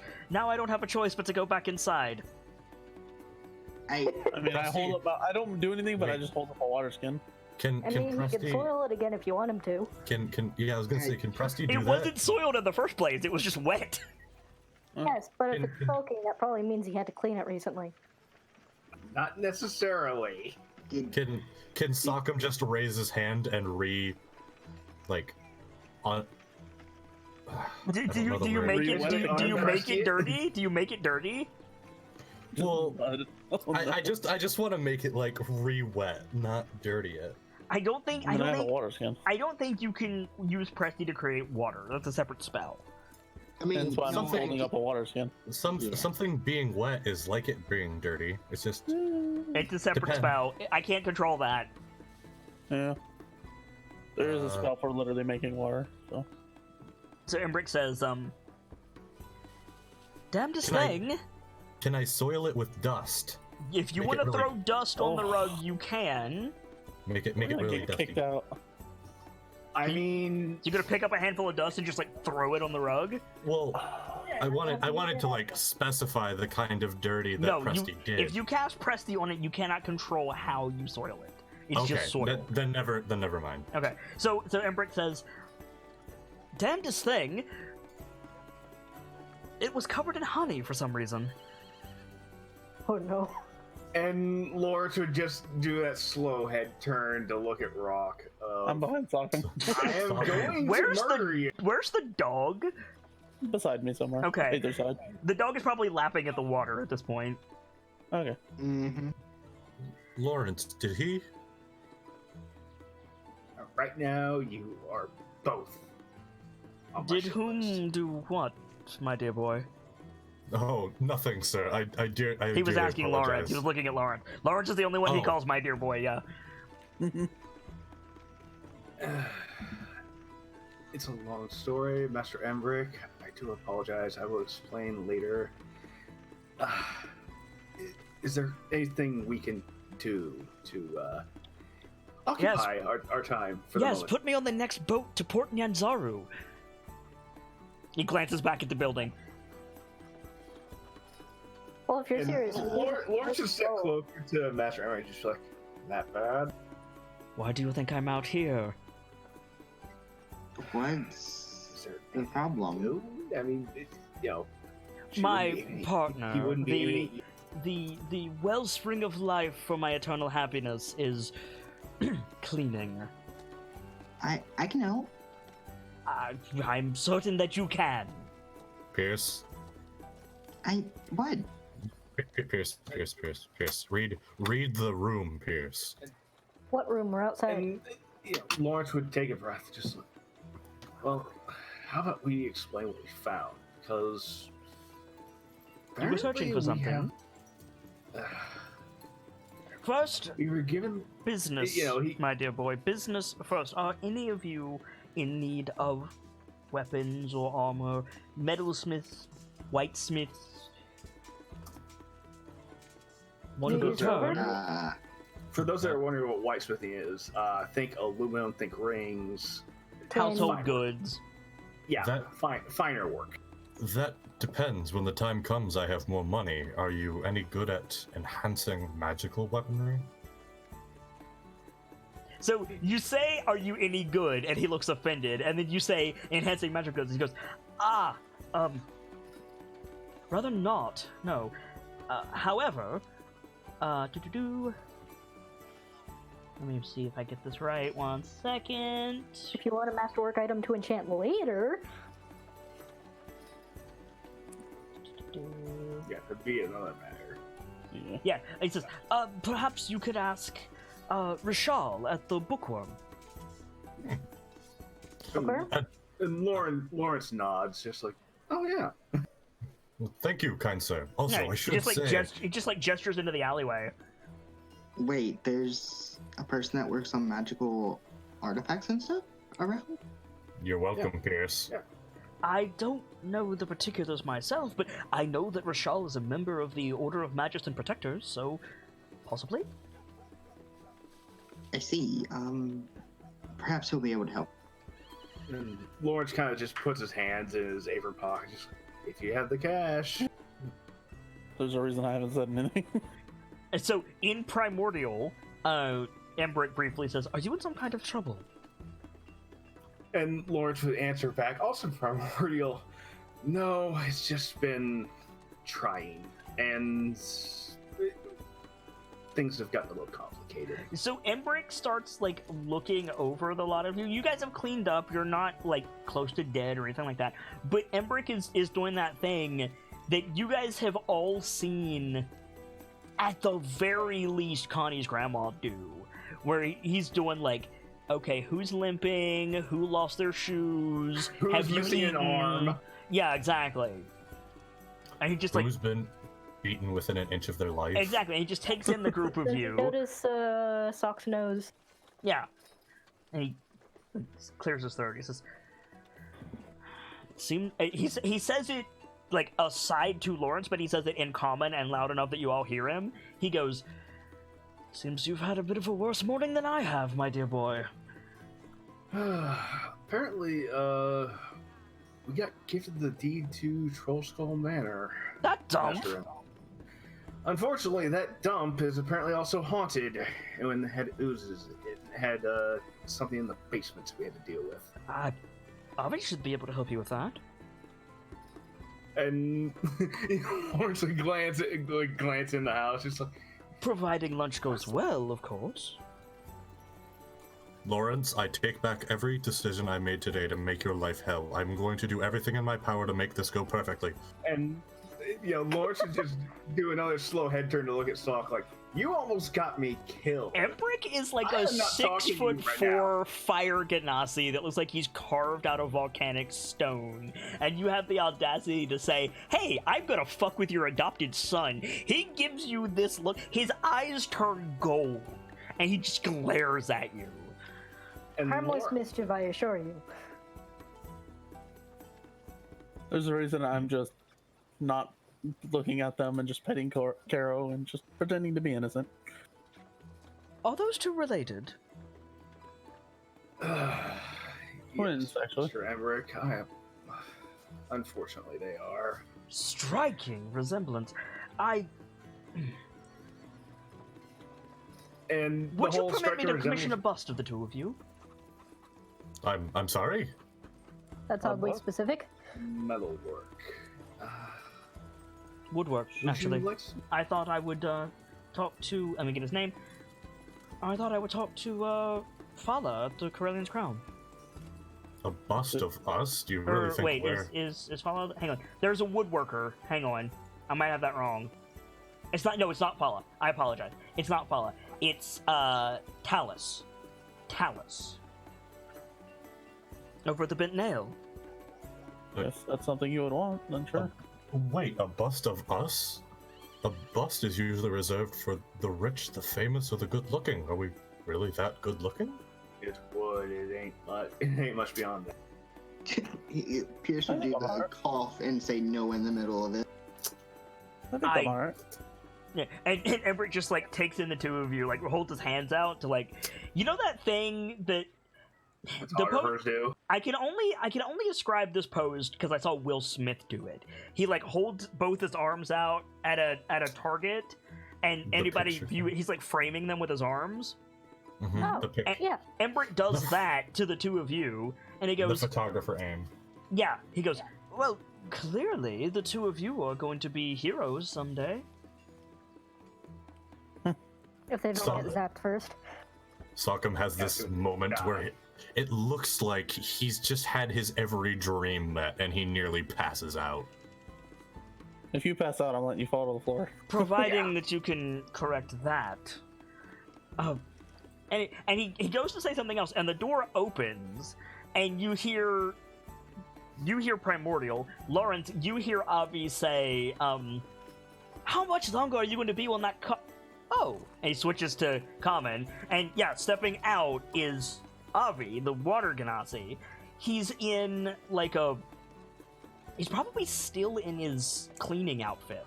So he's got like a handkerchief around his head. I was gonna say the hair's tied back. Yeah, he's got an apron on over like a similar outfit, but less fine than what Embrick is wearing. He's got like a stained apron over it, and he just like whips the apron off immediately when he sees you, and he's like, "Ah, you're early. Might I see you inside? The furnace of my eternal desire, and you as well, my dear boy." And yeah, it goes back inside. And Lawrence just like, late one, I'll be back. Embrick And- does not move. Let me be clear. Embrick does not move. He's like, of course! And then Avi goes back inside and he's like, get me out of here! Like, you see him consider running away. And Lawrence just like, you know what? I'm gonna die today. At least I'm gonna die. At least I'm gonna know who stabbed me in the freaking chest. So you start walking, and Embrick is. You all hear Embrick like sigh, and he follows behind Lawrence like a whipped puppy. And yeah, so the two of you go inside the building. Avi is like fixing his hair. He's like taking the thing out, like fixing his hair, and he says, "I thought I said noon. I thought I said whatever. I need to go and get changed. Apparently, you clean up down here, my dear boy, and you, the guiding star of my eternal love. Where's that carpet? It's outside, now that you mention it. It's, I'll go get it." And he just leaves. And Lawrence hopes to try and diffuse something just a little bit. And he holds out the repaired silk pillow from earlier. So Avi, like, is confused at what you're holding him. And at first he's like, he's not sure if it's a gift. He knows he has one exactly like it, and he takes it from you. But the look on his face is, "What are you doing?" And Lawrence just says, "I noticed there was a tear, and I wanted to go get it repaired." You say and... tear, and he just immediately starts flipping it over in his hands, like, "Oh God, what did you do?" No, the mage out there, Pierce, he helps fix it up. It should be good as new. Right. Clean up the shop. I'm going to change my clothes. Lunch is almost ready. And please, tell my partner to hurry up. Thank you. And he just scurries upstairs. Yes, Master Abe. And Lawrence will, look at the door like, So the rest of you see Emmerich come back outside and take entirely too long taking the carpet down and rolling it up slowly. Like... Are we too early? I thought you said noon. Yes, but it's, how do I put this? Avi's noon is not necessarily Waterdeep's noon. It could be before, in which case he would be very upset that you were late, or it could be later because he's not finished. Well, it sounds to me like his noon is whenever he's ready. More or Yeah. And it's less. kind of like my 5 a.m. He's like rolling up the carpet. I'm sure lunch will be delicious. Have any of you been to Kalimshan before? What? Gesundheit? It sounds Lawrence would probably poke his head out at that point. if Master Emmerich. He's like that's putting the carpet on his shoulder. He says, when it comes time to eat, watch Lawrence and myself and lavish my partner with praises, please. I give a thumbs up. Grovel What I can if do. you have to. And he turns like, yeah, go back inside with the carpet. And, all get to cleaning, like, very, very quickly and very efficiently. So, what are the 5 of you standing outside doing as everyone soon- else has gone inside? As soon as they go back inside, I look down at Kara and I say, "We're not groveling, don't worry." And I pet her on the head. She whines at you. Can they see Lawrence in there frantically cleaning? No, the door is closed. The windows are covered. I can assume. Lawrence looks at, Sockham looks at. My brain is fried. I'm so sorry. So Rock and Salk, Connie, Braden, and Pierce, you're all standing outside the Steam and Steel. As there's clattering from inside as Lawrence is like straightening up the workroom. Yeah. I mean, I'm planning just to stand around for now. Sockham looks at Pierce and goes, "So, you do know what it means to read a room, right? Like, To figure out what the mood is. yes, and it's also a way of picking up on things to not insult someone or not Correct. do something wrong. I'm terrible at it usually, but I can if I really if you're focus. terrible at it, why are you lecturing me on it? Because he was taking his time, because it was obviously a bad situation, and you just. Alright? I mean, he's not wrong. You just kind of mucked up his entire plan to avoid probably being yelled at, I assume. I mean, I suppose we could have thrown some dust on it, so we'd have to keep beating it. Yes, but he might have seen that as rude as well. It was a situation where it would Yes, probably but have if you been were better. reading the room so well, you were not, you knew he was dawdling. Yeah, I guess I'm not in the right here either. Anyway, the point is, we have to make this good. Either way, I thought it was a good first impression to help out a bit. I mean, yes, but he was dawdling. Not gestures to Connie when he says dawdling. How long does Druidcraft last? So, Lawrence, Yeah.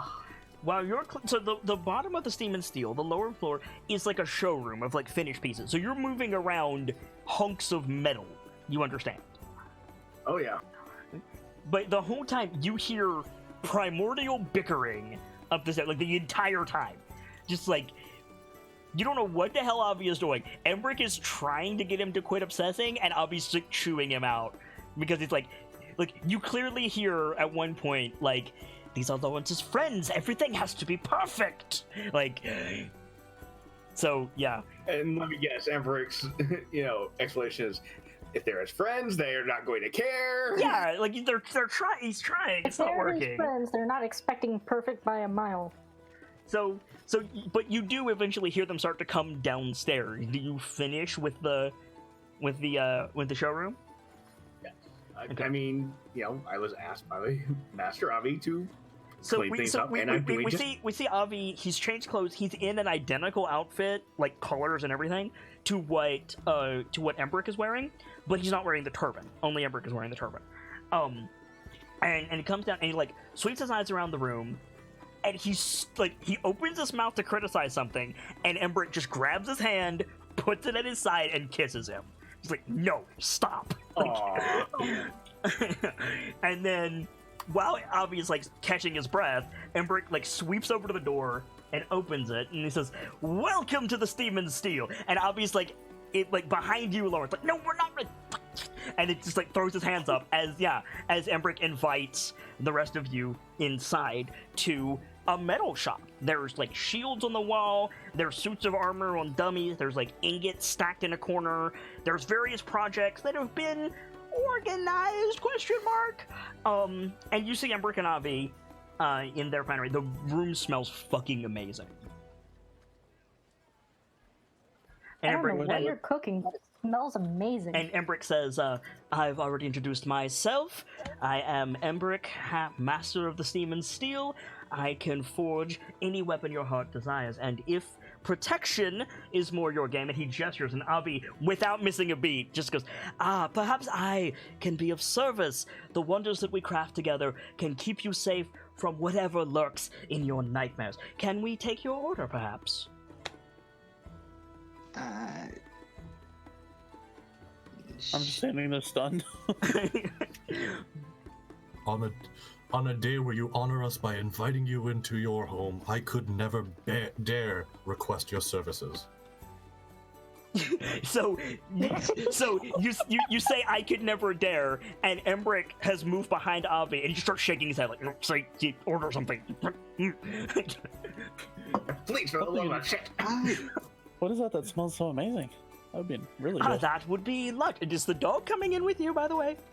If it's okay. I mean, does the dog come in with you? I mean, he has her at the door. He's asking if it's okay because of what happened earlier. Yeah. So Avi's like, "That would be lunch," and he's like, looks at the dog, and just for a second, you see just glare, and then back to smiling. Everything is roses. Like, is there anything I could tie the leash to outside, like a post or something?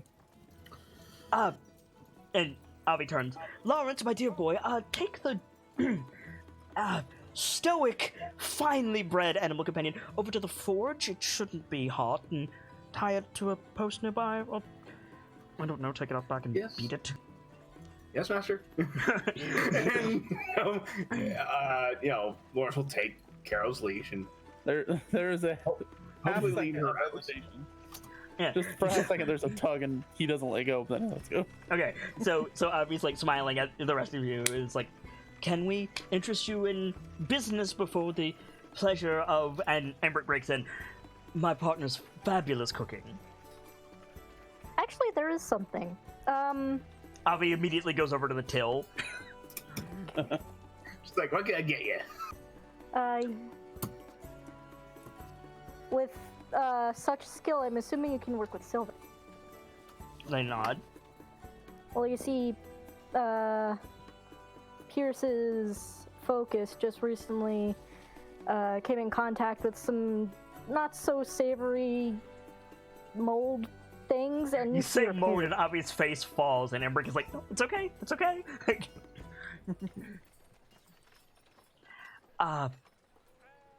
Terribly sorry. Which of you is Pierce? Gestures to Pierce. He raises his Embrick hand. like sweeps over. May I have a look?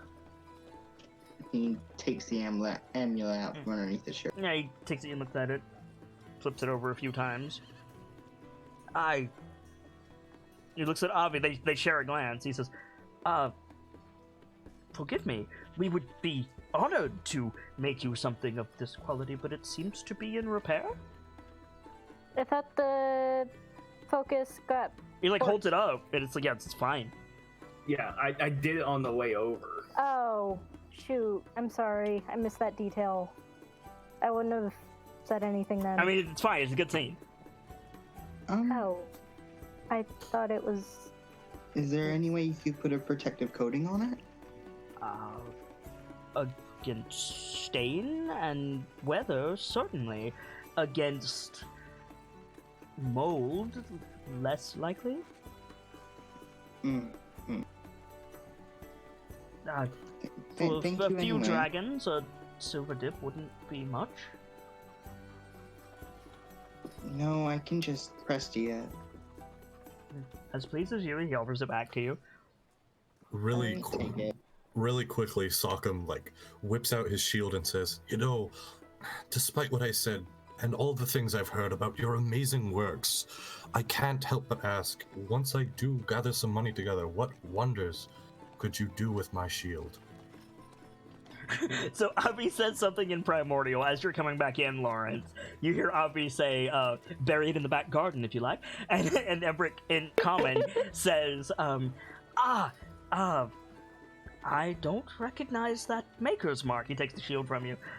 Who crafted this? My dude, Lawrence is biting his lip to not laugh his ass off. Wouldn't it have been Lawrence that made it? I'm pretty sure. Isn't your shield that metal that you were punching in your youth? It was that, and I think it was like, I think that's like the centerpiece of it. Is the metal. center punch? Yeah, like that was the piece of metal I pretty much flattened as a kid, and the rest were like bits and bobs I had brought.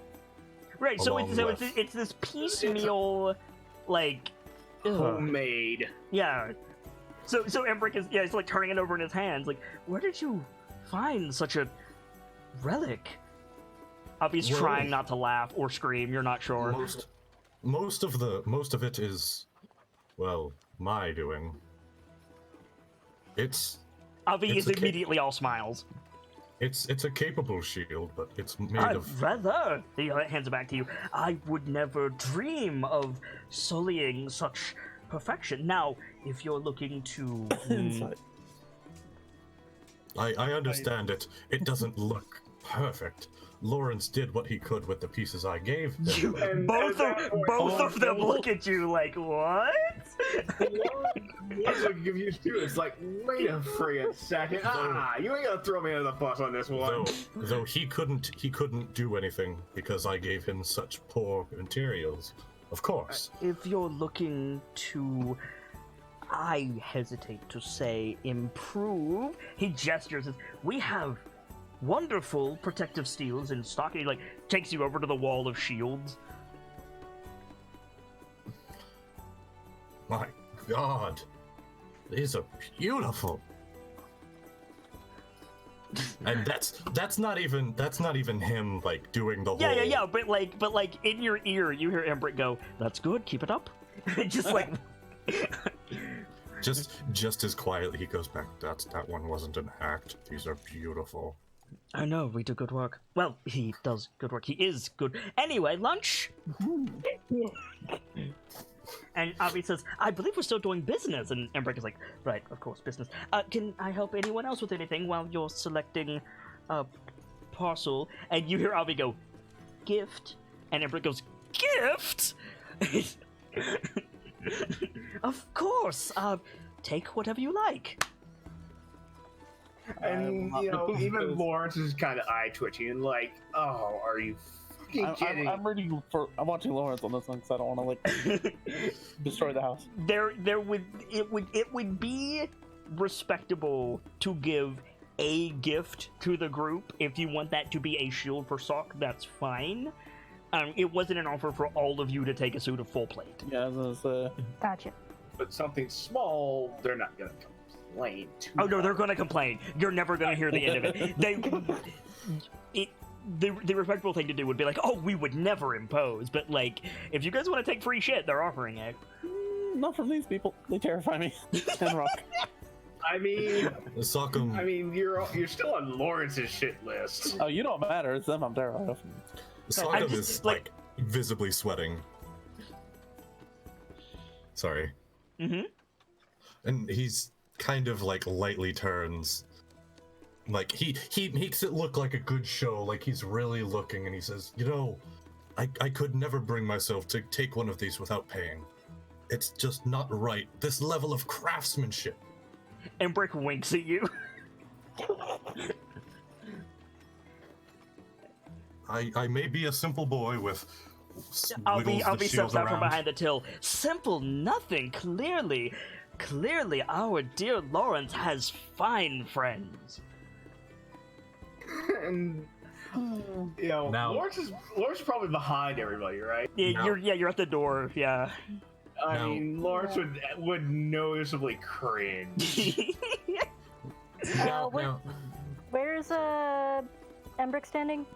Embrick is standing beside Sockham, who is off to the side looking at a row of shelves against the wall. Avi was at the counter. He's moved away, like closer to the rest of you near the door. Okay. Connie's gonna walk up like she's looking at the shields too, and very quietly gonna ask, "How much are these shields specifically?" Are you? They're marked. Okay. Look at The, How much mo- are these the, shields the specifically? most expensive one is a Masterwork Towered Shield marked for 200 dragons.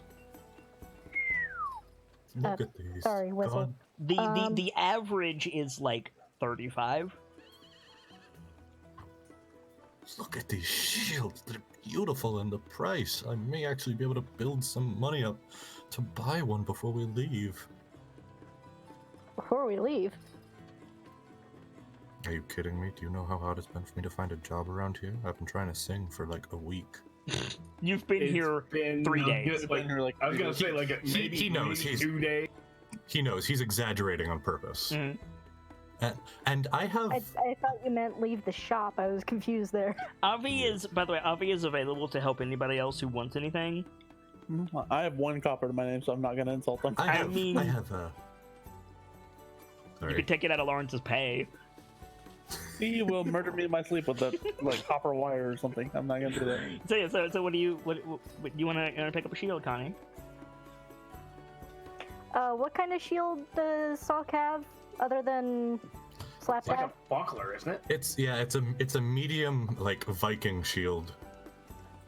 So a buckler. Yeah. Yeah. No, a buckler is much Oh no, smaller oh than no. a Viking shield. Sorry about that. That was the wrong button. It's fine. It's not a very good like it's a shield in that it does the job, but it's not this. Right. Also, I've got a question for you. Yes. How that signed napkin I have, how notable are some of the names? Like honestly. There's the autographs that you got? Yeah, you said You have no it's- frame of reference. I can't answer that. Hmm. You'll have to ask Lawrence or someone. But yeah, And Lawrence has other priorities called work and making sure that he can do right by the guild. Right. I do Okay. have a question. Mhm. Mostly looking to Lawrence. Do you purchase weapons to sell again later? Avi with some says fixing up, I imagine. we can offer trade for equipment, certainly. We can repair and upgrade. I offer appraisals for friends of Lawrence, no charge. I'm gonna pull a weapon. Just be aware. And he like reaches behind him, Mhm. and I'm gonna pull out that great axe that the orc from the sewers have. You pull And out the I have orcish. washed it. Yeah, just you so it's pull not out the orcish great axe, and there's a moment where you're not sure how Avi's gonna react. Yeah. And then he says in Primordial, so only Lawrence gets this. He says, "Embrick," and Embrick turns and he sees the axe, and his eyes get wide, and he comes over. Avi takes his place over by Salcom and Connie. He comes over, he takes the axe from you, and he says, in an almost reverent tone, he says, "Where did you get this?" I look at Lawrence for like a nod or something. Lawrence would come over to, converse very quietly with Embrick and Avi. in Primordial? They're not together. Oh. Avi, like, they switch places. Embrick is over by everyone near the door, except for Sokum and Connie, who went over to the shelves, and Avi's now over there. There's probably about, like, 12 feet between them. Well, you know, in that case, I would definitely head over to Embrick and just be like, we basically went on a rescue mission to find someone and found some... Well, first of all, did you find the person? Orc. We found an orc among other things down there. And it was carrying that. He takes the axe from you if you let him, Rock. Yeah. Yeah. Okay, so you take the axe, and he pulls it away to get a better look at it. And as he's doing so, he's to Lawrence in common. He says, "We can talk about that in a moment. Did you find the person you were looking for? Yes, thankfully. Are they And, alive? Are they well?" as well as they can be, all things considered. Right. It was a rough few days for them, apparently. Okay. In Primordial, he says, "Is someone going to come looking for this?" Not anymore, they're not. Right. In common, he says, "What did you want to do with this, my good man? We can offer you... I'm afraid you won't get very much in cash. We could offer you trade. We could repair it, or perhaps give you a market value, though we can't pay that price for it." How about some trade then? And he nods. What did you have in mind? And if the values don't equal out, I can... If we don't have it in stock, we can certainly craft it for you. For this, well, within reason. And I think it says, if the values don't equal out, I can come back later with more money, but... And he pulls out the longbow, the large one. Like, if there's a counter, he'll set it down. There's a counter, yeah. Just you set the longbow down. With the value of the axe, could you improve on this in any way? You'll want the bent nail, my friend. Talus can help you far better than we can. I was Maybe looking for some- non-magical, but fair enough. Bent Maybe nails, some- carpentry, and Well, bowyer. Yeah. Good to know. And he'll Yeah, put the maybe bow back on his it's, back. Maybe some specialized arrowheads, if you have anything. Do you have anything of that sort? Pointing to Connie. Not here, but I'm certain that Talus could give us some ideas, and we could do the crafting, and he could sell them to you. I wouldn't know where to begin. I'm not much of a hunter myself. I mean, I did lose a short sword earlier. So what about some sort of short sword like the one I have on my belt? Is it a medium or a large short sword? It's just basic bog standard. So medium. Okay. So he looks at the thing you have in your bag and says, "It won't match, but... Well, let me put it this way, my dear boy. Or my good sir. He would call you my good sir. Let me put it this way, my good sir. I could give you a short sword and you would have credit left over." I mean, I gestured to my brother. That could be used for him when he comes back for the shield someday. Or now. A short True. sword and a shield for this axe? I think that's reasonable. What do you think? And Avi looks over. It would depend on the shield, but... Oh, of course. I look at Sock, I'm like, go on. Yeah, so Sokka, you could pick a shield, and then he takes the axe, puts it up behind the counter for now, and he leads you over to, like, you know that sword barrel from the first episode of One Piece? Yeah. Basically that. Anything eye-catching in there? There's nothing magical, that's what you're asking. No, just like design-wise. Yeah, they're all different designs. Like, what are you looking for? Something that kind of speaks to my more foresty, like something with maybe like engravings or something of a leaf or something. Yeah, there's totally like probably, a... Well, they would be made in the human style, right? So think like knight sword, but there's one that's like wrapped in brown leather, and the base of the pommel looks like a stamp with a bear paw on it. Yeah, that'll work. Yeah, pull that out, and he nods. A fine choice. We crafted that for Swift Paw. I think he never picked it up. It's yours now if you want it. Swiftpaw. That's an interesting name. He's Tabaxi, I think. Do I know what a tabaxi is? Yeah. Thank you. And Avi says, so with that, for you, and he gestures at Salcom, perhaps, and he takes from the shelf like a metal like square shield, and in the center of it, in gold leaf, there's a closed gauntlet. And it holds the metal shield out to you if you want it. He does this like, and it's nowhere near an act. It looks more sincere than anything possible. Mm-hmm.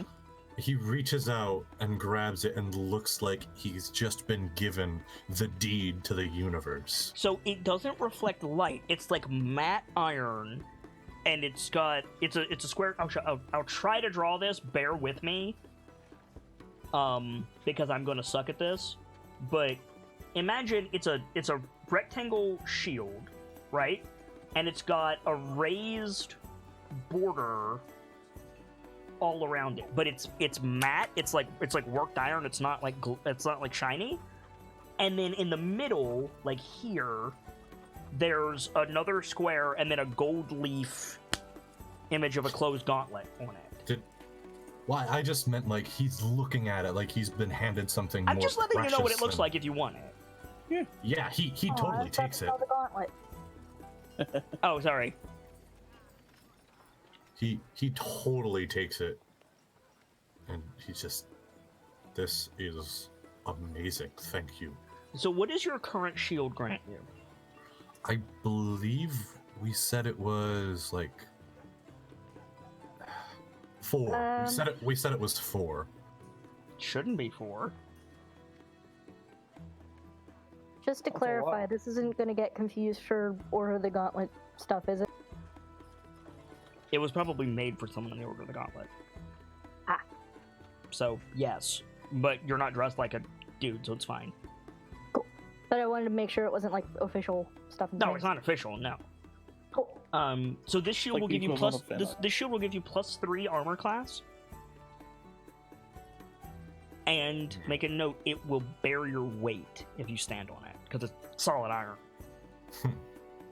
Also, what was the question about having? How did you get a plus? Yeah, I swear it was 4 because I pulled it out during the sewer fight, and that you said that gives you 4. I went to 19, then I got mage armor and was at 21. It should have been 2. I don't know where I got 4 from. This gives you 3, and it'll bear your +1 weight. from Dex, +2 from Constitution. We'll have to take a look at it at some point. And It's not make relevant sure right all the now. numbers. So it says, Yeah. so Embrick says, can we assist anyone else, or will that do? And he pauses, and he like reaches into his belt, and Raw, to you, he drops a 10 gold coin into your hand. Thank you. Nods. I'll put that in my bag. If not, says Avi, lunch is served. Wonderful. Give us, well, me, and he looks at Embrick, and Embrick nods. Us, just a moment. Lawrence knows the way up, and we'll call you when we're ready. Feel free to browse, though, Lawrence, I dare not accuse any of your friends of being sticky-fingered, but do please keep an eye on them. And, yeah, they both head upstairs. And Lawrence would just nod and, lead them in. So you guys have a minute to yourselves while they finish, like, setting up. So Connie, the moment they're gone. Okay. as they're leaving, Connie says just loud enough. My mouth has been watering since I got. Oh, yeah. What's the weight on this new shield? It's pretty heavy. But it's only medium size, so let's go with 7 pounds. That's lighter than my original. The original was a chunk of metal. Fair. More Yeah. craft. Chunk of metal on a board. Nothing more than a craft hulking. work will, Nothing more than a hulking mass of steel and iron. Right. So once they're gone, I kind of look over to Lawrence, and I still had the other sheath, I think, from the original sword that I lost. Oh, this one has a sheath. It's just leather okay. wrappings. Yeah. you just have the scabbard. You have the scabbard with it. Yeah, he's still keeping a sheath because I don't want to pull a knife and hurt anyone by accident. Fair. This is Really cool. You guys do good work. Looks at Rockham like he's just said like a cursed sentence. Good. Good. Look at this shield, Rockham. You call this just good? It's called an Is there a understatement. better word Saul. for it than good? Spectacular, amazing, fantastic, indescribable even. Fair enough. For once, you're grateful that Sockham's voice carries. Yeah. So, Rockham's not one for very large words. He's not so dumb, but he's Brayden has been like looking over some of the like smaller stuff, and he holds up a dagger, and he like gestures. He looks at Lawrence and he says, "I gave Pierce mine. Can I?" Just holds up the dagger like, "Can I take this?" And Lawrence would look it over, and it's probably one of the cheaper offerings, isn't it? I mean, it's like 5 dragon. It's not cheap, but I mean, like it's a dagger. It's 5 gold. Right. Yeah. At that point, if Master Embrick and Master Avi do actually complain about it, Lawrence will eat the cost personally. I mean, that's what he's basically asking. Is like, will you pay Yeah. for this? Like, if I take this? And Lawrence finally just nods and says, "Yeah, sure." And he nods and slips it into his belt. Can you break a 10? Yes, he can. Matter of fact, yes. You say that, and you see Brayden reach for another dagger. I just I'd not glare, but it's like where your eyes just go flat, like really. Yeah, so he lets it go. He lets it go, and I think he mumbles I'll pay something like, 5, I have a 10. "Yeah, so. it's just he mumbles something like, just trying to help." Yeah, if I give you the 10, and then just give me 5 back, and then we'll go. Yeah, no problem. That's still just fine. You can work the till. That's no issue. There we go. Yeah, it's no Slug- problem. Okay, so you Suck finish the transaction. Somebody make a note for me to remind Brayden that he got a dagger, Gotcha, Okay. gotcha. On it. and then yeah, as you're finishing up the transaction, you hear lunch is served. If you would kindly join us upstairs. And Lawrence would, out of sheer habit, he'd brush his apron off. So, Yep. Right. Follow me.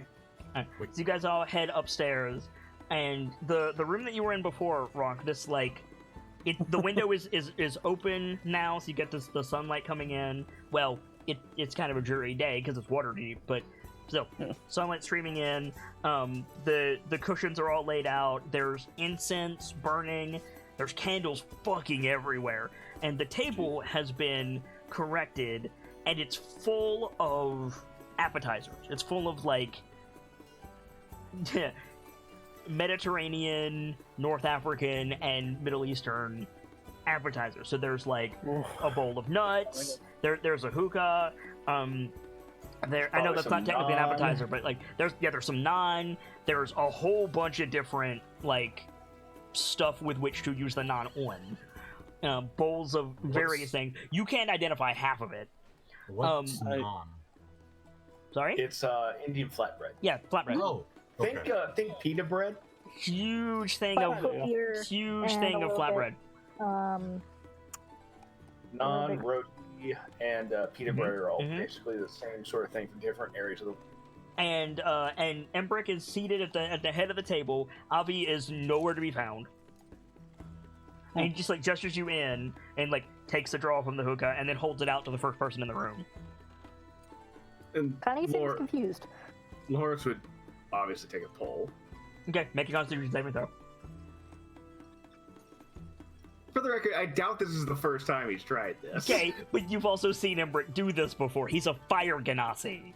Also true.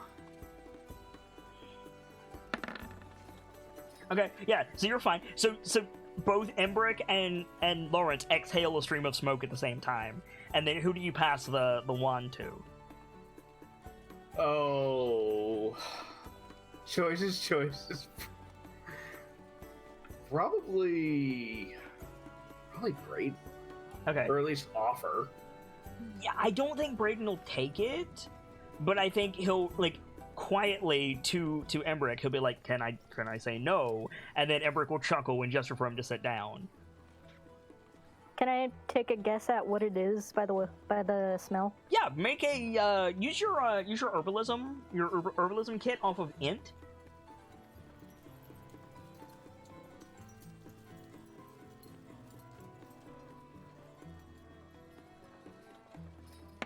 Now I want some non. Yeah, I'm not the not with that mix-up. roll. Sorry.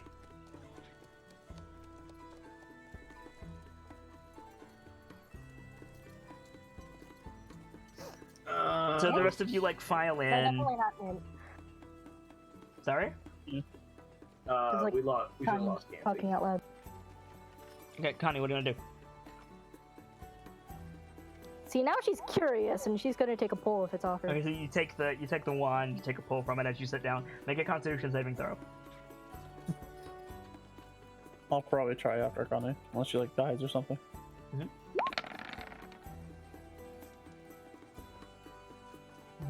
You cough a bit. It's like if smoke was made of silk and also perfume is what you get in the back of your throat as you like, this is a weird texture, and you like cough it back out. But you're not like hacking. You didn't fail. It beats that purple stuff. You say that and you see Embrick look at Lawrence like, what? And Lawrence just like, another thing I'll explain later. Yeah, so Brock, you take the wand as you sit down. Constitution. And same thing, weird texture, weird flavor, but you don't like choke on it. As you like cough it out for a second, and yep. I think he clearly has that look like interesting, but not for me. He passes it. Yep. The table is a rate.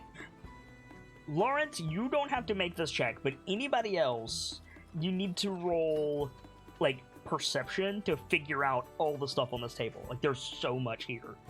I'll give it a try. Perception.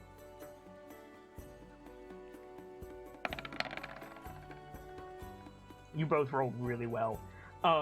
So like you can't identify most of this stuff. It's just stuff you've never been exposed to before.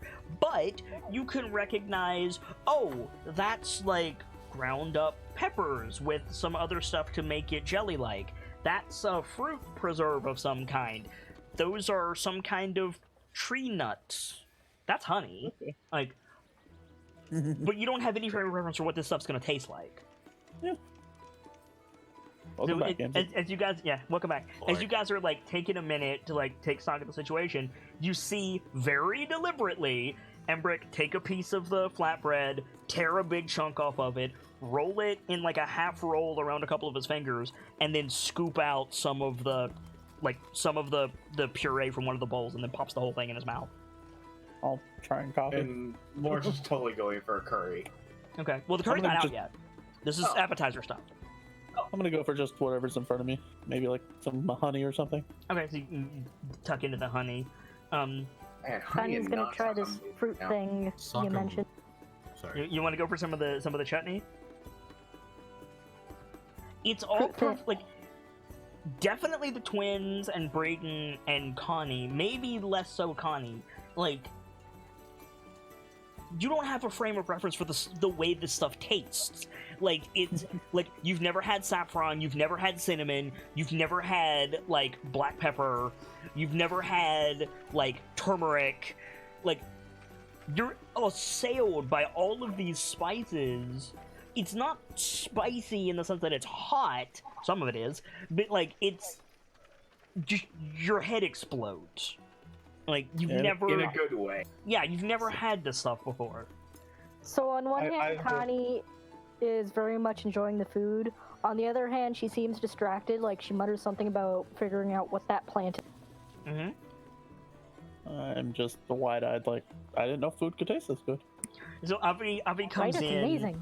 with a big platter of it looks like leaves, like dark green leaves, wrapped in almost like a burrito shape, and they're fanned out in a big like circle on this platter. And he sets it down on the table and like smiles to all of you, and then leaves again. Thank you. Thank you. What is gesturing to the leaves? Wait and see. Embrick like picks one up and he smiles and you can see that Embrick is like sitting on his right hand. He's only using his left hand. Mhm. You don't know why, but he picks up one of the ones off the tray and like bites it in half and then shows you the inside, and it's got like mince and a bunch of like vegetables and stuff in it. Oh, Kanye's gonna try one of those. yeah, same. The stuffed grape leaf. Stockham's gonna go for it fast. Lawrence has probably been with. Nom. You Ember have not Kenobi seen long the enough. spread before. Well, not this kind of spread, but probably eaten with them more than once. So Sock, you start going in with gusto, and Embrick like chuckles, swallows his food, and he says, "You might want to pace yourself. There's 12 courses." Blink, blink. and Lawrence just gets a smile on his face, like, of course. This is where I should explain. What? Huh? This is where I should expand on something I said in a previous game. Mm-hmm. Sockham loves fruits and cheeses, but Well. he and I share a very fatal flaw. Everything we eat, we love. So the thought of 12 courses, you saying that got my heart racing. 12 I courses. didn't know you were a halfling. 12 courses, and the table is already full of appetizers. Like, Sockham would like take a bite and go, "Oh, this is gonna be a good day," and he's deliberately doing what Avi was. you're sitting on your right hand, you're using your left hand. And by the way, before anybody calls me out on that, I am aware that it's backwards. It's Faerun. Gotcha. He just kind of, "Oh, this is gonna be a good day." So you guys are like eating, and yeah, periodically Avi like comes in. The next time he comes in, he's got like a pillow that's meant to have drinks fit down in it. Mm-hmm. So you see the tops of the glasses like fit down in this pillow, and a pitcher, and he comes in and he fills the pitcher, or fills the glasses from the pitcher, and like takes them out of the pillow and like passes them to each of you, and they're these like incredibly delicate gold inlaid like crystal goblets. They're about the size of a champagne flute. And he'll keep your drink topped off, and then so he's playing the role of the serving wife. Fair enough. And he seems completely happy with that. Like, and like the next time he comes in, he's got the clay cone over a platter, and he pulls it off, and there's like steaming like chicken inside. And then the curries start coming. Like it. My heart. Fox, I just want to make this clear as a player. Fuck you so much. You're making me so hungry. Like here's the thing. And Embrick is going to have to do this too. Anybody who wants to try to get through all 12 courses is going to have to make a Constitution save. Oh no. Try me. Come on, my boy. If we're pacing ourselves, If you're pacing yourselves, you have advantage. I'm gonna be like the first two. I was probably going a little over, but then I'll start pacing myself once I hear the whole 12 fucking Yeah, courses. Jesus. 12. Yeah, Okay. Sockham, What's Nicholas Khan? Yeah, it's con with advantage if you're pacing yourself. Sockham would have done the same as Rock. Just here's 12 courses. No. You said you're going in hard. he, Going hard, man. You got this. No, I'm gonna be suffering. Dude, you have the strongest stomach. You're fine. probably. I've seen you eat. Nope. Oh. Yeah, no. Oh no. Well, you had advantage, Rock. Oh, true. Okay. Yeah. So after about like there's a course that just knocks out Lawrence and Salcom, and what it is they're all on platters. Like when you finish a platter, he takes the platter away and brings out another like platter full of food. And this one, the one that knocked you two out, was wedges of sheep's milk cheese that was studded. God, not the cheese again. That was studded with like nuts and little berries, and you had to pick the toothpicks out and press the berries into the cheese, and then you ate it like a sandwich. Yeah. That would do me actually. That would be overload for Sockham. That would definitely do him in. Just to take an out of character moment, if we ever do like a Thanksgiving or something, we need to make some of these. I am terrible at Middle Eastern food. Otherwise, I would. That's what you have me for. Fair. Anyway, So like Lawrence and Salk, you both like kind of like fall back, and you notice that Embrick was reclining before the cheese came out, and then so Connie and Rock and Brayden, you guys are fine to keep going if you want to like. So like the next course is like. I don't even know, but I think the last course is because this is the Middle Ages and it will be really fucking hard to get. The last course is ice cream. Nice. Oh, there's always room for ice cream, guys. With pistachios and honey and like spring berry because it's springtime. Spring berries, like, and probably like a little bit. It's like a cross between yogurt and ice cream. Yeah.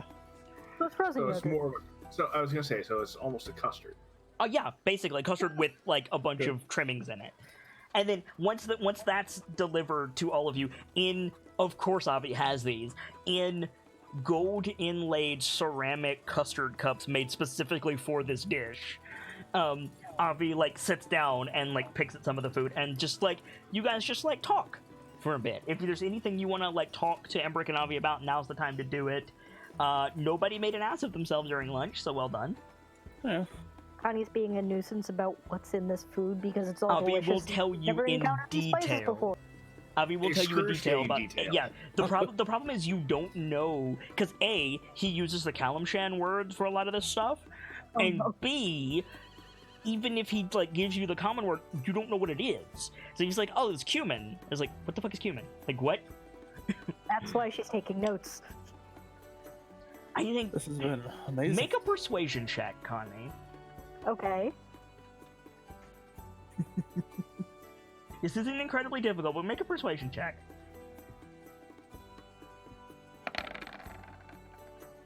Okay, so while everybody else is like trying not to blow out their pants, I don't have to worry about that. Avi is like has like very politely like made a little plate for himself and he's like chewing on it while he's talking to you, and then like you see that you're taking notes and he invites you into the kitchen. Oh. Nice. Do you go with him? Yes. Okay, so you two go in the kitchen. It's small. It is far too small for the amount of food that he brought out. There's like clay stove with 2 burners and an oven on it. There's like a larder, which you've never seen a larder before, and some counter space, and that's basically it. So he has a kitchen of holding.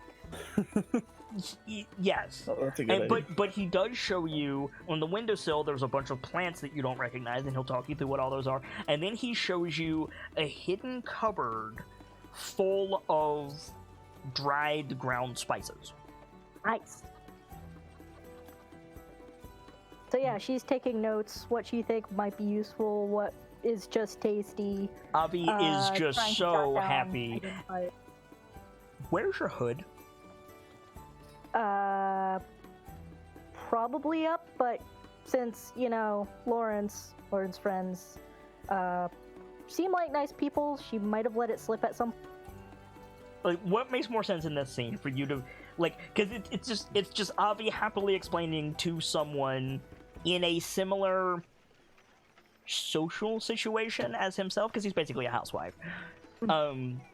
Like all this stuff. Like, is the scene better with Connie being hooded or unhooded to you? I think unhooded. Yeah, I don't think he gives a shit. I think it's Yeah. tiefling, and yeah, he's just like. And I think as he finishes and you're taking notes, he like sets the plate down and he turns, he looks at you and he says, "Can I ask you something?" You just did, but go on. Have you considered not hiding your face? You're strikingly beautiful. Thank you, but I've heard some pretty awful things about a few people in the city, and I'd rather not get. He chuckles and he says, forgive me. Perhaps I wasn't clear. Certainly, hide your exoticism from those who can't bear the splendor, but there are those in a similar situation to you. They still primp for when the hood is removed. I can help you if you like. She seems more confused than anything. No? But He said no? Like, it's not something you're interested in? like, she seems interested, but she also seems confused. Like, because out of character, I'm also confused. What he's saying is, yeah, hide your face. So basically, this is the thing that I know about countries where it's culturally significant to hide your face. Mm-hmm. They still, like, do up their makeup and hair and stuff underneath it, so that when it comes off, they look fucking stellar. Gotcha. And I'm assuming Connie doesn't do that, and Avi is commenting on that from a cultural perspective. Gotcha. Yeah, she'd be interested in that. So I guess it's something she never really thought about because she was just kind of one of the guys, you know. yeah, so I think Avi leads you into the bedroom, which is like a mat on the floor, he's got a walk-in closet because of fucking course he does, and a gold-plated vanity, which he sets you down in front of, and then we fade out on that scene. We'll do the big like Connie with Persian makeup reveal later. Nice. What are the rest of you doing? I think Embrick has pulled out like a sitar at this point, and he's got the drink. By the way, it was wine. You guys were given wine. So he's got like his glass of wine and a little bit more of the cheese, and he's just like tuning a sitar, getting ready to play. What are the boys doing? Avi and Connie left about 10 minutes ago and haven't been back. I'm probably picking out like some leftover fruit or something on my plate. Yeah, okay. Well, there wasn't any plates. You didn't have any plates. It was all on the table. Oh, yes, I'm probably just there was some fruit or something that I'm picking up. It doesn't have to be fruit, just Okay. something small. Lawrence? Amazing. Lawrence probably just sitting back, enjoying the chance to breathe Mm-hmm. and, know that things aren't going to be completely batshit crazy for, a couple hours.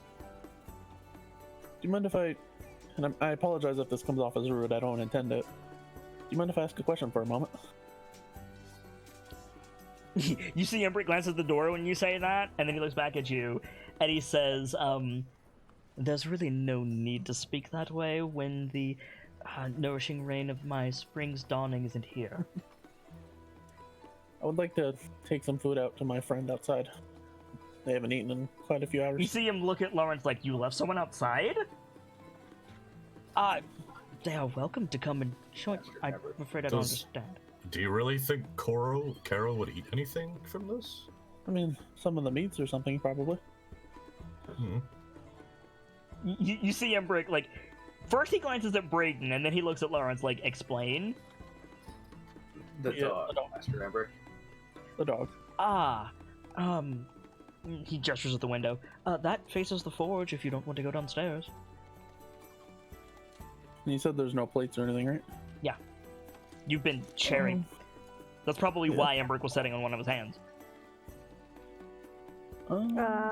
Probably pile some onto some naan and take it down. That's what I'm thinking, yeah. It's like one of the larger pieces left over naan, put some like meat slices or something on that. Yeah. Well, it wouldn't be slices, it would be chunks. So, like, You know what I chicken, some, like, there was all kinds of different meat. The only thing that they didn't serve was beef. So it would be, there would be pork. I am aware that that's not technically correct, but there would be pork, there would be chicken, there would be goat, there'd be lamb. I'll take some goat, some chicken. Okay. I think that'll do. And you head downstairs. And this is the day we find out chicken makes him fart. And, Well, I'll go if nothing find else, the Carol. curry spices would, yeah. I'll try and avoid the spicy stuff as much as I can. I mean, good luck. Hence the as much as I can. But Just so you head Maybe a down. thing of water down too. Does anybody go with him? Spicy stuff. I mean, Lawrence would follow because you remember the last time he took his eyes off Rock. Okay, it's fair. So you take, and if you ask, Embrick will give you like a bowl of water for the dog. That'll work. And you head downstairs, and Kara was just like chilling by the forge, and you take down the food, and she starts eating. Yeah, she starts eating the bread too. I don't know if you saw her. That's fine. Okay. Yeah, pat on the head. Mhm. I'll be back in a bit, and yeah, I'll leave her to it. Okay. You hear confused noise and then a lot of drinking as you turn away. Oh no. Did you just let your dog? Oh, What? Bright Wind. What did I miss? Food, water, they're fine. Did I miss something? Oh, I misinterpreted. I thought. Okay, never mind. No, he gave her a bowl of water. She bit into the food and she was like, "Oh, this has things in it that I don't recognize. Water, more food, water, etc." Yeah, that's fine. It's fine. Gotcha. Yeah. I thought it. I'm gonna be straight up. I thought he had turned around and she got into like wine somehow. No. He left his wine Water. upstairs. 100% water. There was an Okay. incredibly delicate glass that wine was in. Embrick would not have let you take that Yeah, outside. no. Like, No, just bowl of water, food. You'll be fine. okay. So, Salk, you're alone. Well, aside from Brayden and Pierce, who are not here to speak for themselves, with Embrick, who's just like tuning a musical instrument you've never seen before. Sock's gonna take the moment of opportunity, take out the napkin. I don't know much about. I'm sorry if I'm making a lot of noise. Give me a second here. Yep. One of my good shirts was caught underneath my chair. And I He couldn't doesn't move. actually. Oh, that's Avi. That would be why. Let's see. He doesn't actually have performance, so this will be funny. He pulls out the napkin and says, "I don't know much of I suppose you'd say house party etiquette, but I understand it's good to give a gift, and well, by far this is the most valuable thing I have." So he looks at the napkin. He doesn't even read the napkin. He looks at you. He says, "No, the axe covered it." Well, that was my brother.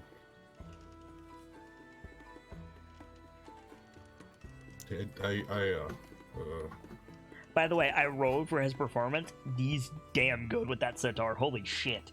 Nice. Can you Hey, Bardman. There's a musician right there. teach me to do that? To do what? He's not even like paying attention to the sitar. He's just playing it. He just points at the sitar. You're incredible. He looks down. I'm really not. I've never been classically trained. It's just something I do. I can stop if you would prefer. No, I love it. He smiles. It's Really, my hands are meant for working with metal and... Is there nothing you two can't do? Produce our own children. Oof. I mean, he's not wrong.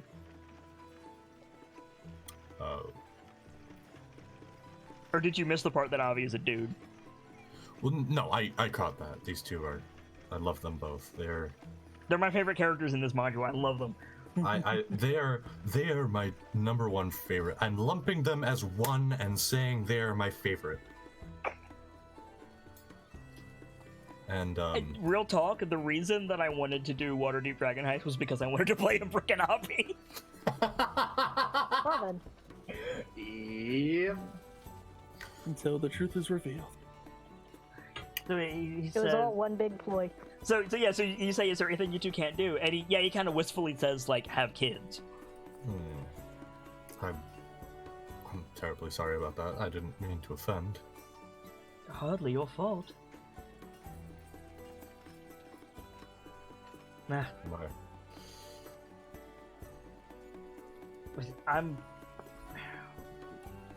they would probably turn out strange anyway. I mean, look at me. And that's fair. He looked like a statue. I beg to differ. You and your he If hovers it's on the difficult, if it's difficult for hovers. you, partner is acceptable. He hovers on the word and says husband. I'm not used to saying husband, wife. I'm not used to referring to that sort of thing. I apologize.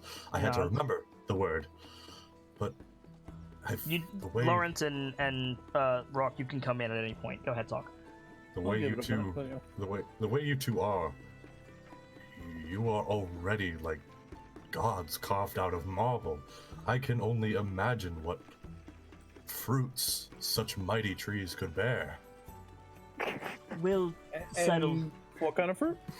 We'll settle for Lawrence. He's rather grown on us. You know, Lawrence was walking in, and you hears that from Ember. It's just he has to really, really fight not to blush in sheer embarrassment.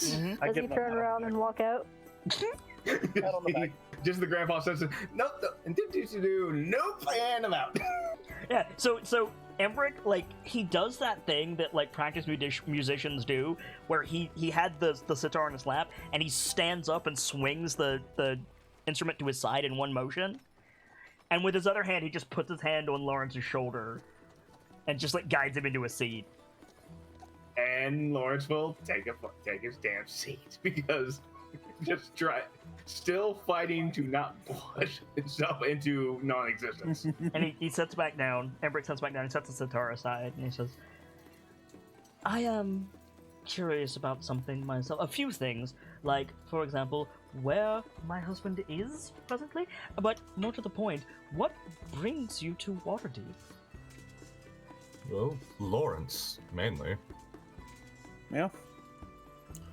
We came to visit him, and to be quite honest, it's been quite an adventure. I And can't he- remember the name of our village, and it's pissing me off. Amberridge. Amberridge.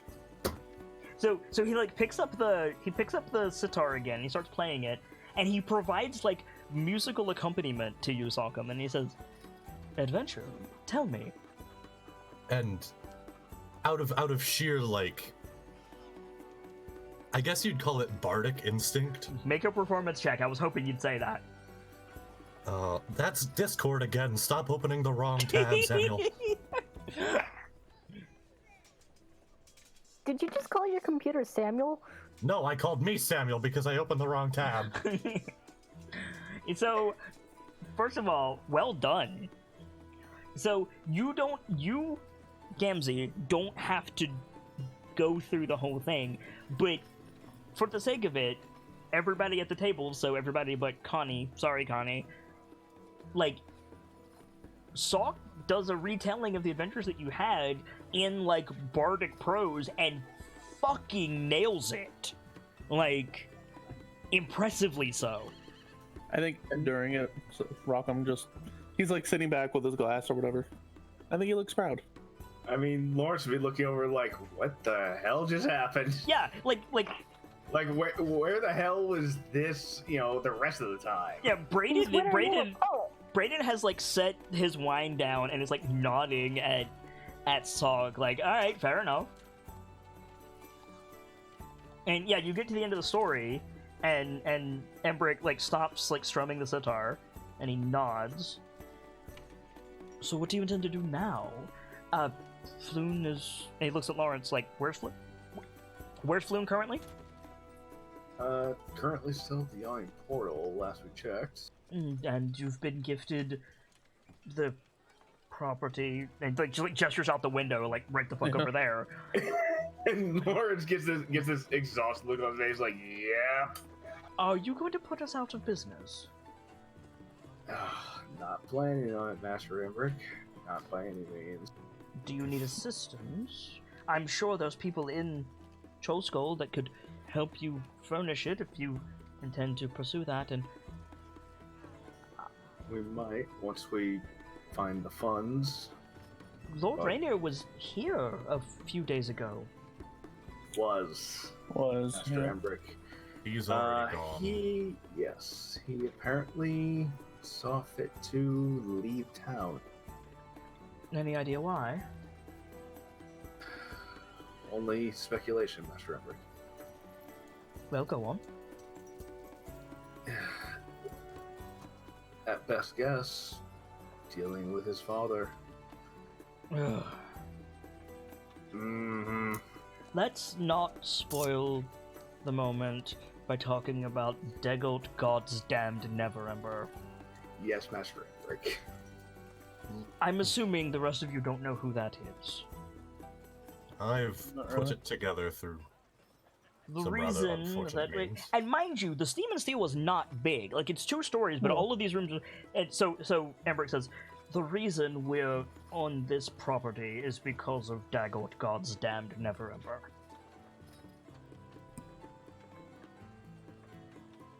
Why? How is that exactly? They say that Dagult, Lord of Neverember at the time, Open Lord of Waterdeep, he snorts, stole a great deal of money from the city. I don't know how true that is, but he certainly picked our pocket on more than one occasion. And he just got away with it? When you are the Lord of Waterdeep, there is very little that anyone can do about it. I mean, you outnumber him, don't you? Technically. I know it's in the past, but... If it's Dagult constellation, has dangerous friends, to say nothing of the laws being on his side at the time. Now, certainly things are being done. We are trying to get to the money that we are owed from Lord Neverember, which is why he is in Neverwinter and not here, among other reasons. And- Sockum. And like in an instructive way, not in a I'm talking down to you kind of way, he says, for the sake of it, Neverwinter, pardon me, Neverwinter is a different country. It has different laws, and it's very, very difficult to have those places of that size, those far apart, agree on things. So, effectively, Dagult is untouchable at the moment. And he looks at Lawrence like, see? I know, they're not from around here. and Lawrence smiles and says, "If it's any consolation, it seems like Rainier was not too terribly pleased himself and wants to deal with the situation." So, And you all intend to be... Well, how does Floon factor into any of this? I don't understand that part. He had vital information on the. He didn't actually. Just to clarify, Sock, you know this in character. He didn't. Rainier told you that he did, and then dipped. And then Floon came to and was like, what? No, Rainier knows that stuff, not me. Right. He, Also, there's something about the stone and the dude. Yeah, he named- did know the Stone of Galore. That's true. And the 4-letter name, which I have forgotten again. Mert. Mert. just, I'm assuming it's a name and not like an initialism. You or don't know something. what it is. You could ask. after the game, just sketch yourself some little monstrosity saying "Mert."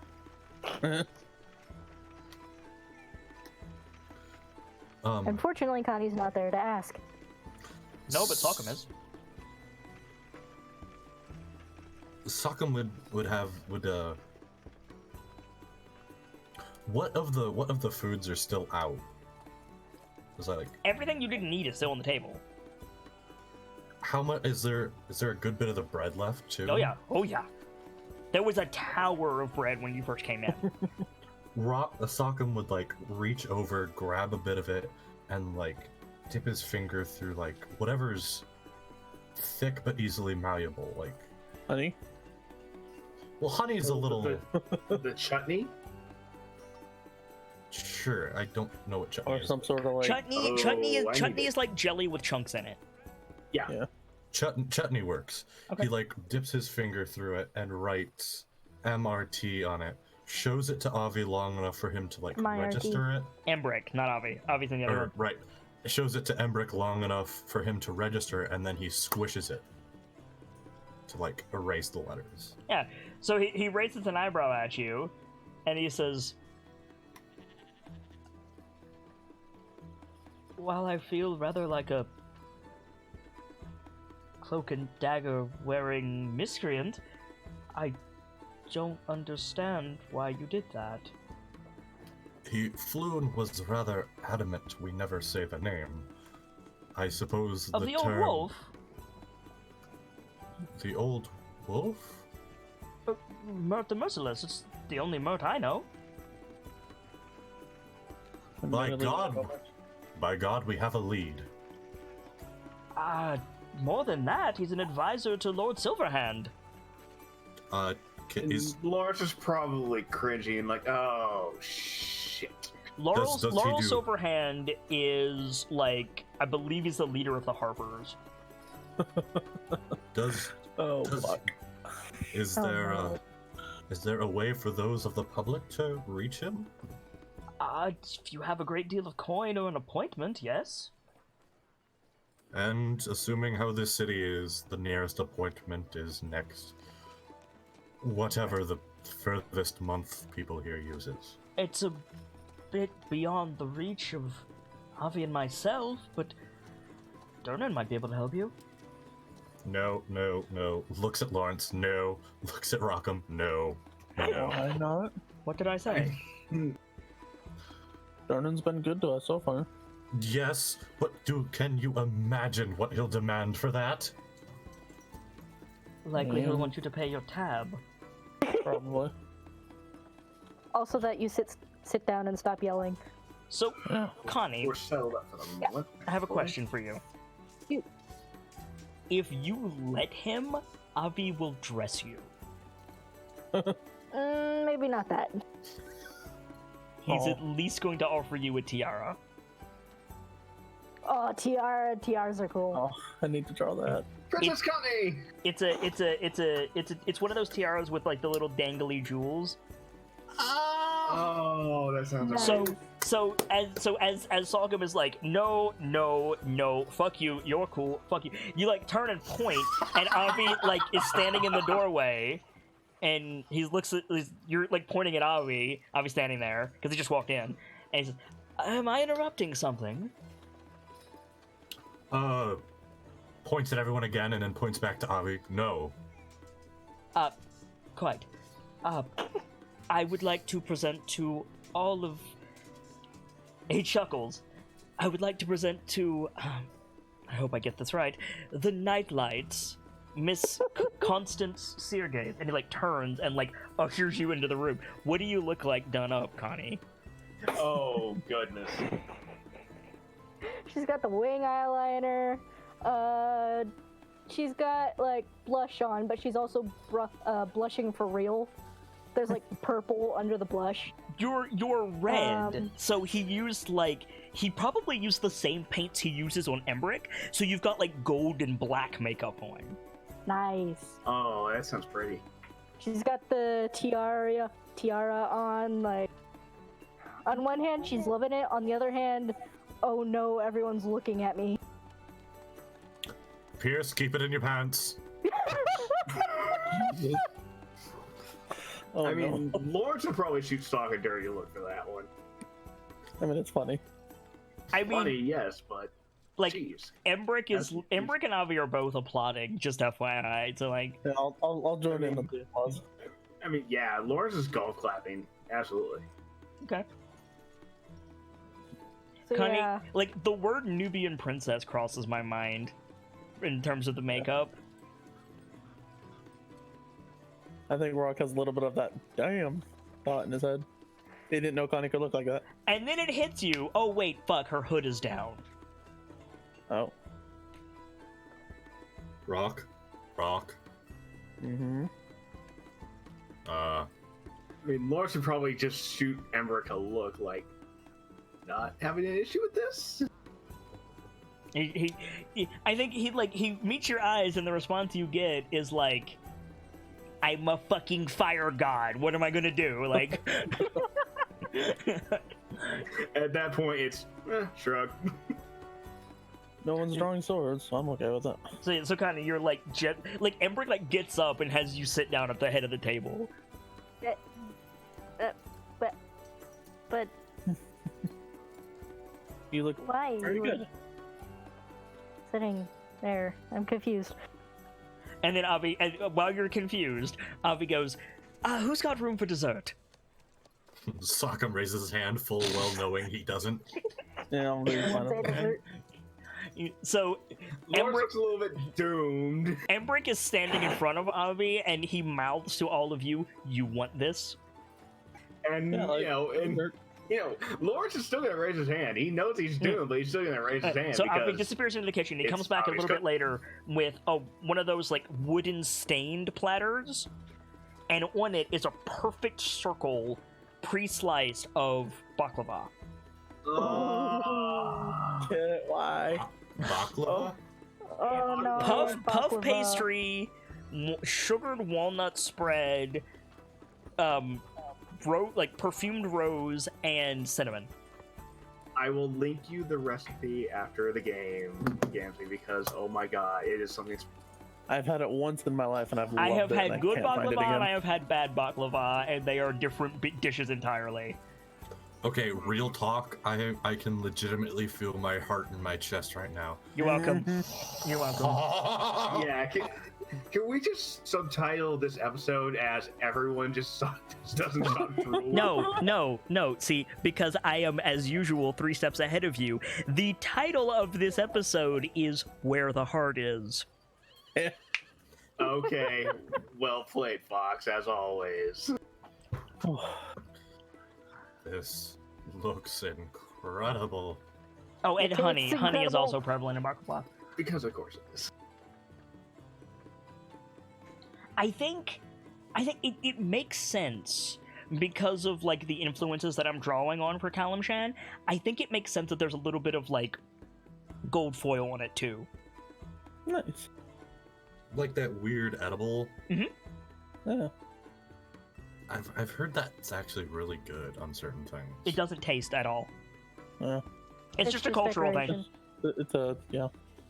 I was gonna say a cosmetic, but yeah. thing. So It's just like, hey, look, I can afford gold leaf on my food. yeah. So yeah, like you guys have fed and are now relaxing in the comfort of Embrick and Avi.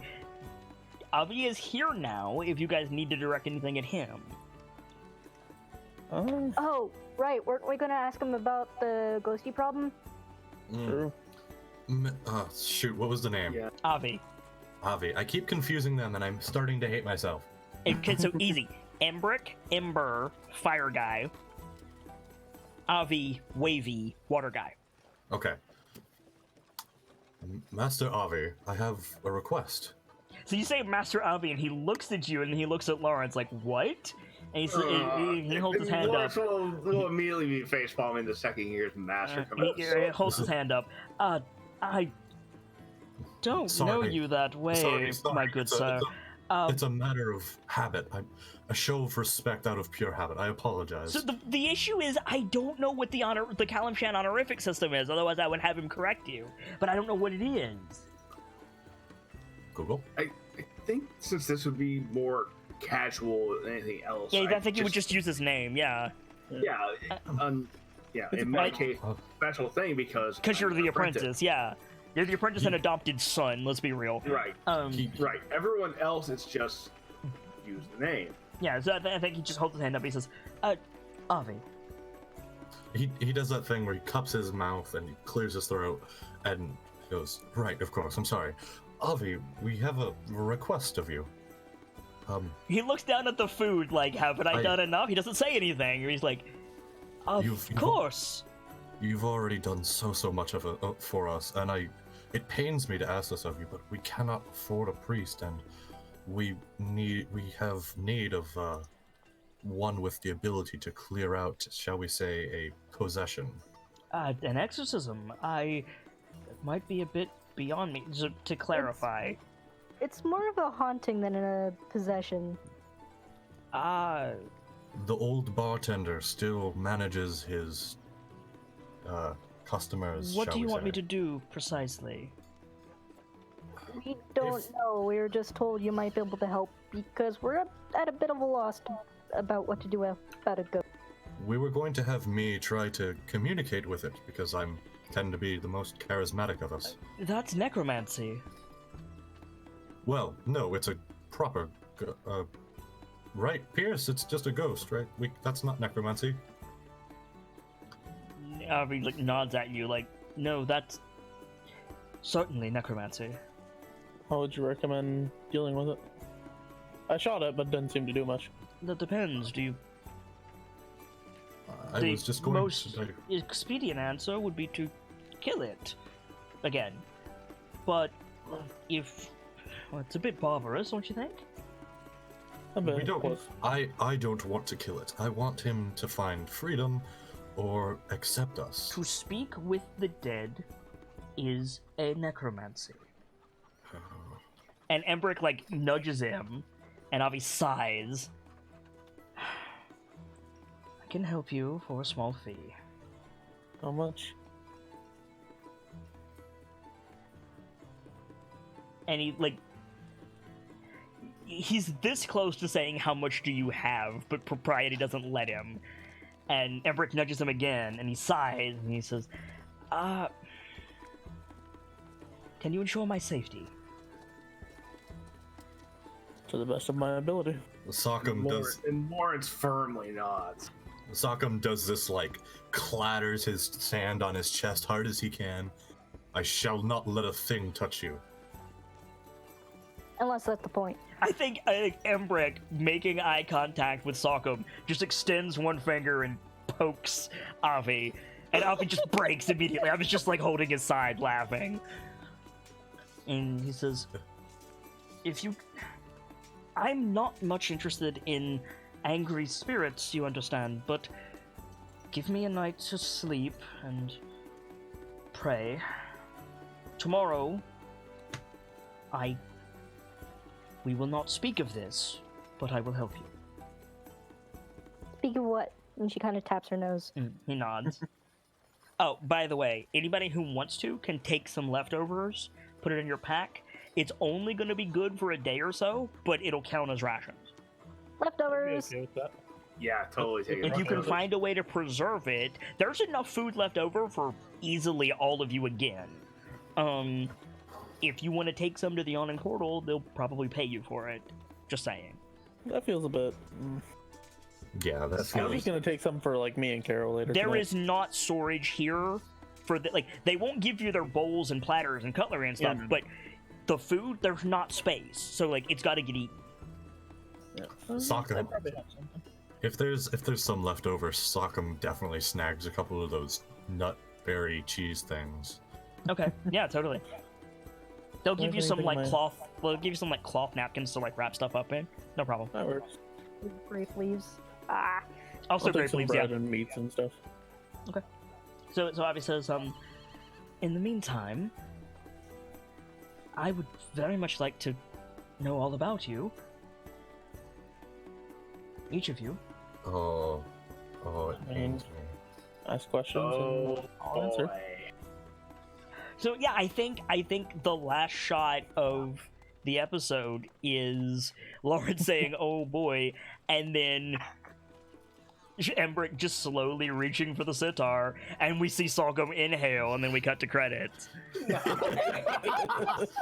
Yes. What an episode. That's good. Nice. Let's do some shoutouts, shall we?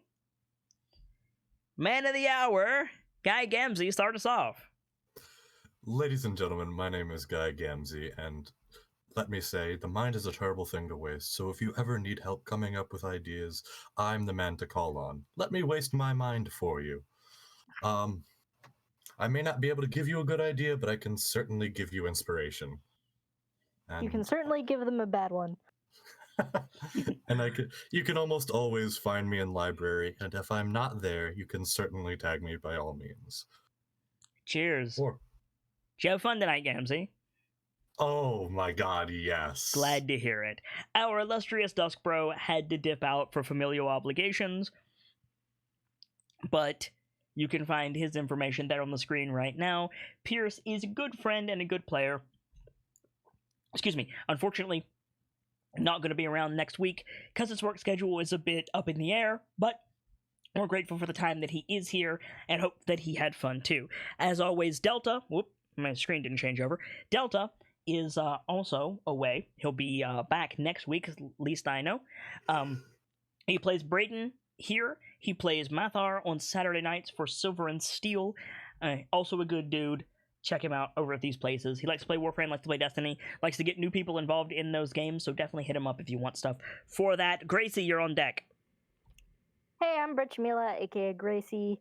I do a lot of art and things for Kit's channel, and I also love tabletops. So if you need either of those things, give me a... Indeed. You have fun tonight, Gracie. Yes. Glad to hear it. Trade Scare. Hey guys, Triska here. Now that I've been thoroughly embarrassed by Emmerich and Avi, go figure. Anytime you need me, I'm also around Kit's channel. I mod for them, and I'm also hopefully going to be doing some charity streams soon. Yes. So, see how that goes. It turns out there's a local LGBTQ youth center that nice. helps out folks, that helps out kids here locally. So I'm going to be donating directly to them during my stream. Cool. Sounds good. Did you have fun tonight? Oh my goodness, yes. And Good. My blush might be burned into my cheeks at this point, but god damn it, that was fun. And now I'm hungry. Yeah, I'm hungry too. Brightwind, finish us out. Hi, I'm Brightwind Inc. and I do art stuff and getting through some commissions right now. And yeah, other than that, you can find me playing games like Warframe, Guild Wars 2 from time to time, stuff like that, mostly MMOs. And yeah, today was fun. I am hungry, and thanks for having me. Yeah, I am also hungry, so I'm going to wrap things up. For my part, I am the Sharp-Eyed Kitsune, the teller of tales and the weaver of mysteries, the masked bard.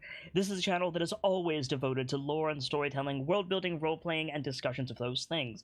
So if that's to your fancy, you're in excellent company here, and I do hope that you enjoyed the show. You just watched Dice-Icive action into Waterdeep, featuring the KnightLites, our weekly Dungeons & Dragons 5th edition story, combining Waterdeep Dragon Heist and Dungeon of the Mad Mage, with some characters that first debuted in an open dice night in February of 2019 called A Little Adventure. They're back, they're exploring Waterdeep, and they're having a lot of fun. At least, I hope they're having a lot of fun. For now, I need to get going. I'm not even going to do a full outro, but as always, I'd like to leave you with these parting words. From myself, my keepers, and those joining me on the stage this evening, to all of you, each and every one of you, the regulars, the followers, the newcomers, and the lurkers, whether you're just having a seat by the fire, or you've got a running tab at the bar, remember, there's always more stories to tell. And hopefully, I'll see you all next time for more Waterdeep Dragon Heist and a new chapter. Good night, you guys. Thank you so much for stopping by, and hope to see you again soon.